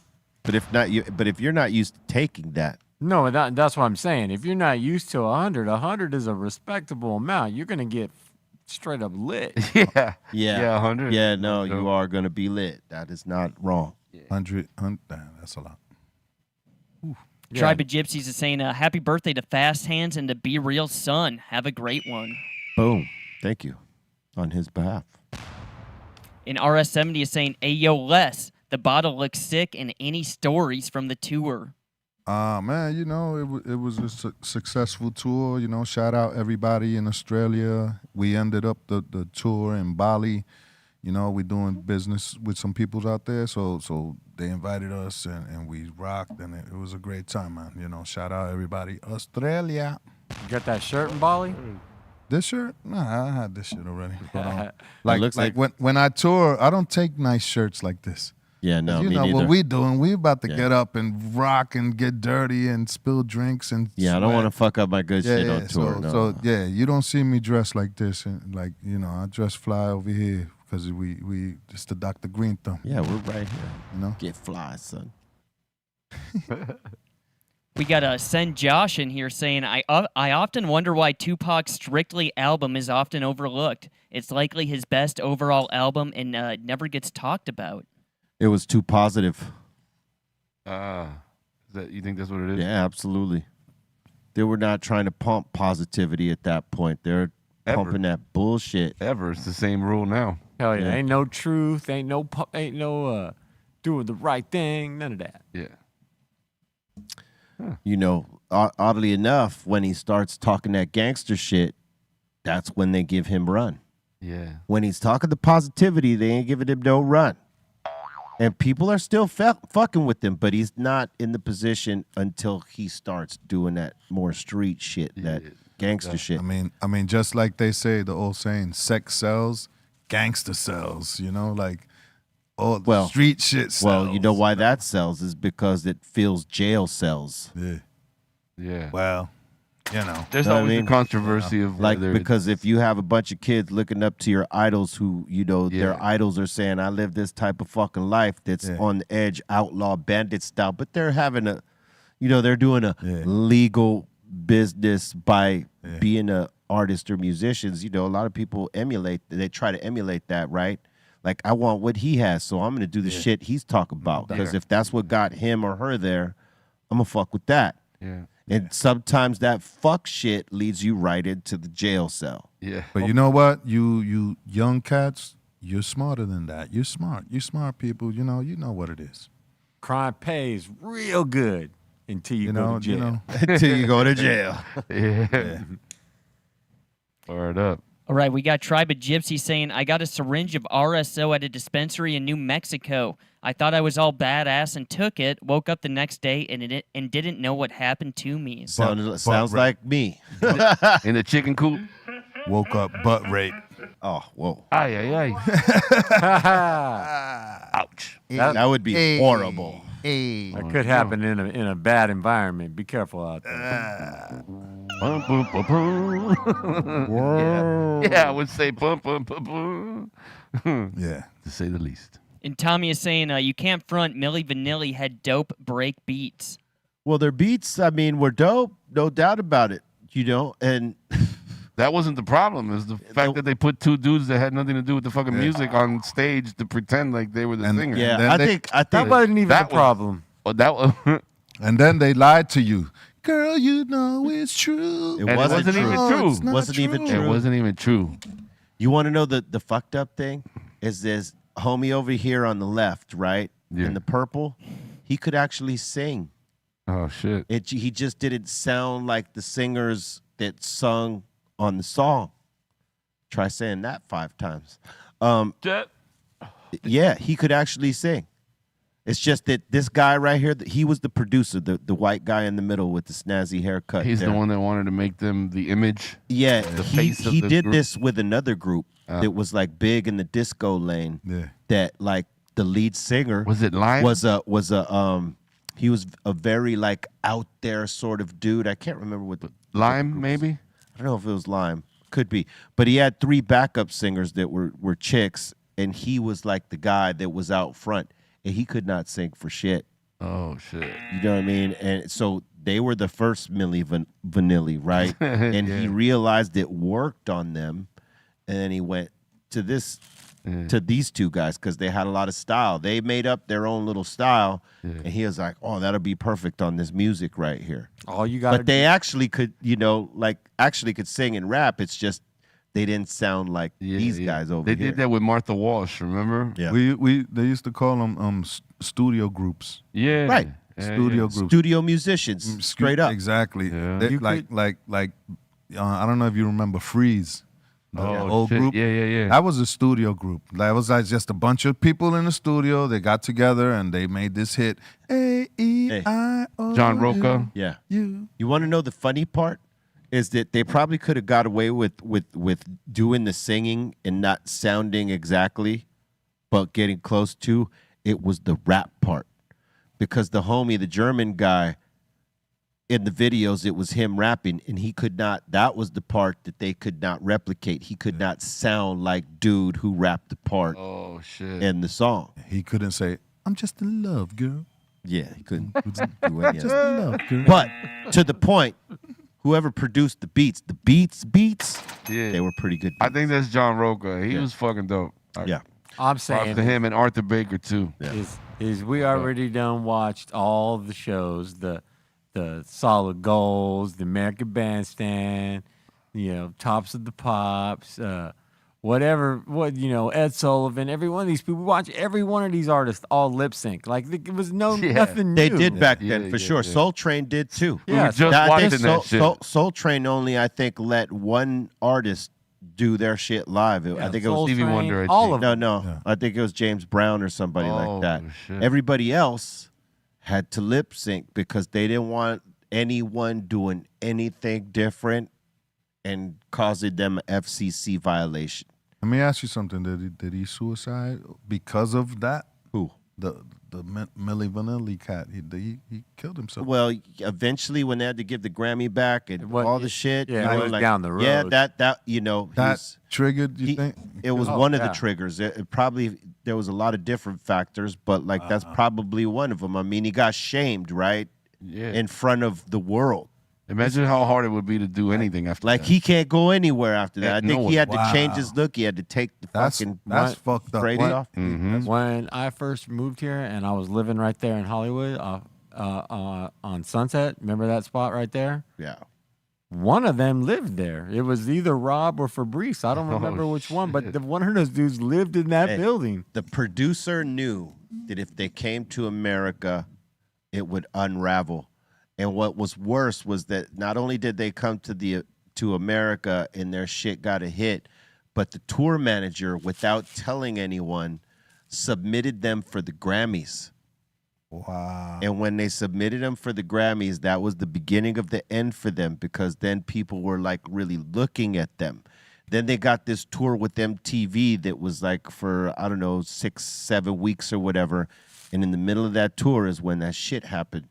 You know what's and crazy? if they had listened to the producer, they would have carried on that sham forever. But my God. Those guys would never have been paid anyway because realistically, they did not write the song. They're the only. They didn't perform the songs. Yeah. They were just the look for the song. You know what I'm thinking. Lip-syncing. You know what I'm thinking is like back then, shit was really critical. Like they was really critical on your performance and hearing your vocals and all that. Like back in then. today's times, they don't do that right? so much, Like they would have got away with it. Like, They have today they would have got away with it, I think, yeah. They have the only record in record history that has a warning label on it that tells you that they were just visual artists. Word? Yeah. No way. That's crazy. Like, you know how parental advisory stickers are? Yeah. Well, they have one that's the only record that has one warning you that they're not the singer. That could be No that could be considered false advertisement Because they're you on the got cover. Dudes No on the cover way. that you're assuming sing the song and they don't sing the song. Yeah. Oh, shit. All right, next. Let's see here. We got Ask a Bum saying, Table, what's your favorite rap love song? He's saying mine is I Got the Hookup, and he's also asking, also B, would you ever make an a cappella album and letting fans add music to it? I don't have a favorite. I Need Love, LL Cool Yeah, I was J. about to say it's I Need Love. It's gotta be, that's bro. the biggest rap hip It is love the song biggest. is. It is the biggest love song, but When I'm alone in my room, I'm just not into. Everybody knows I My need conscience I calls. need love. just think We all know the song very well, but like I can't be untrue and say that I have a favorite hip hop love song because I do not. What was the second part of the question? The second part was, would you ever make an a cappella album and letting fans add music to it?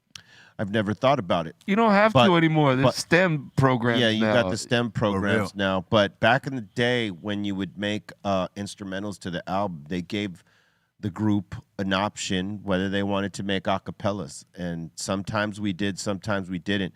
In most cases, we didn't because the nature of some of the samples and how they got put together are not all locked, right?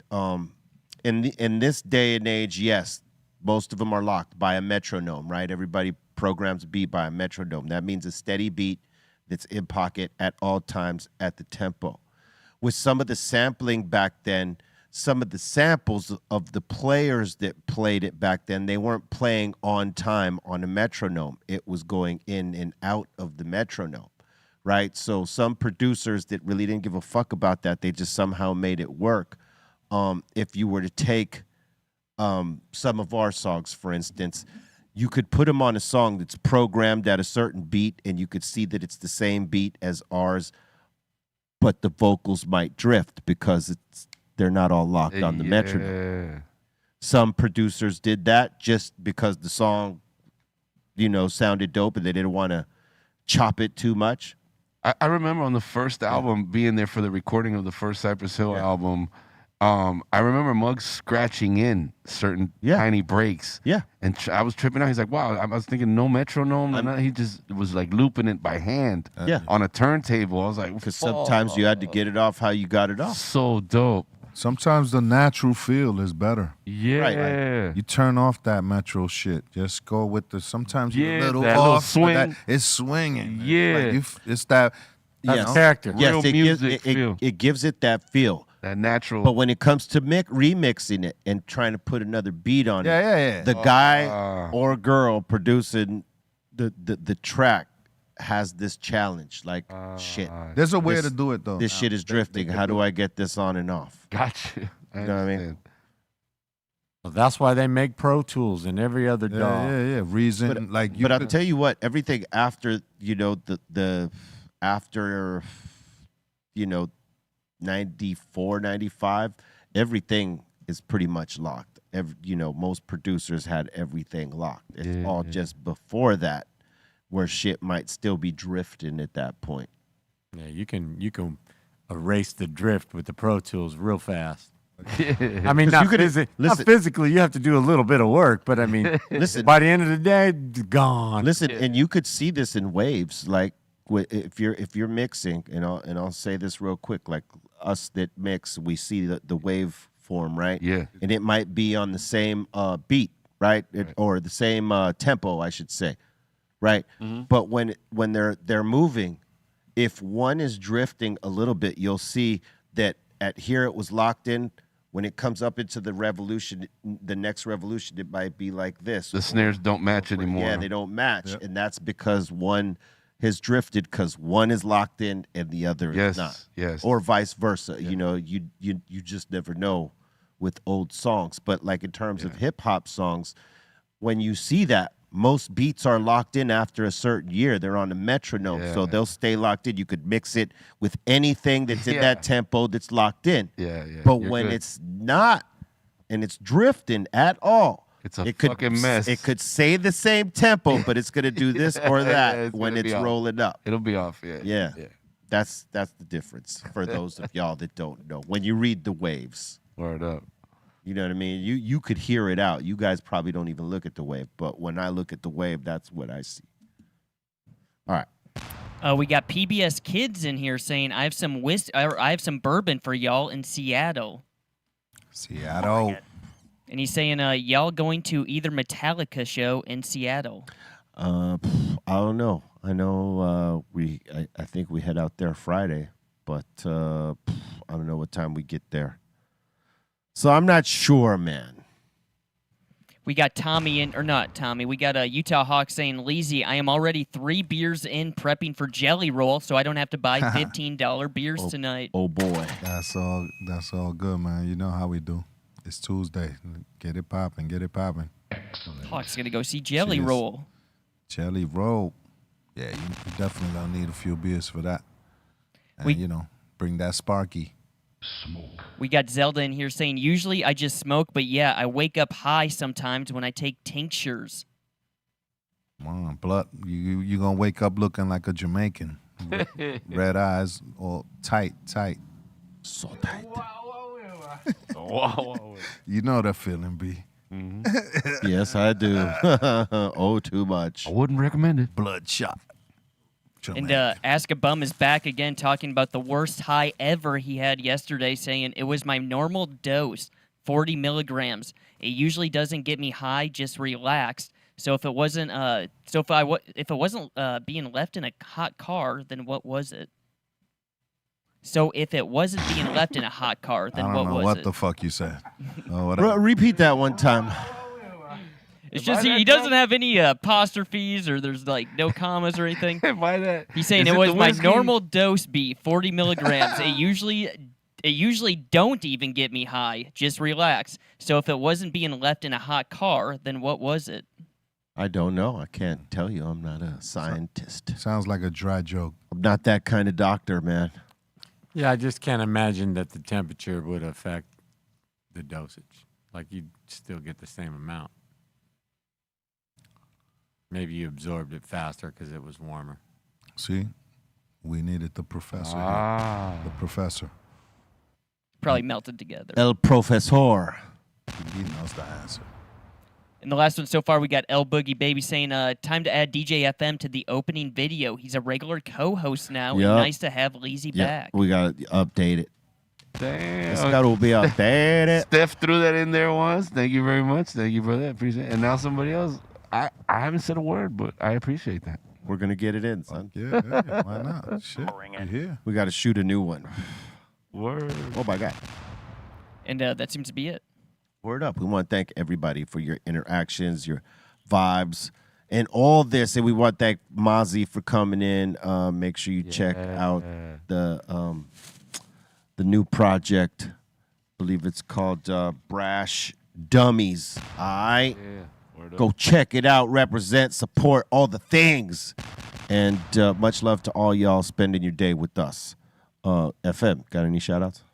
Shout out to everybody here, man, especially Mozzy, dude. He dropped a lot of wisdom today. I was very grateful for that, man. So if you're an artist out there, take note, because there was a lot of that wisdom for the music industry side of it. But Leezy?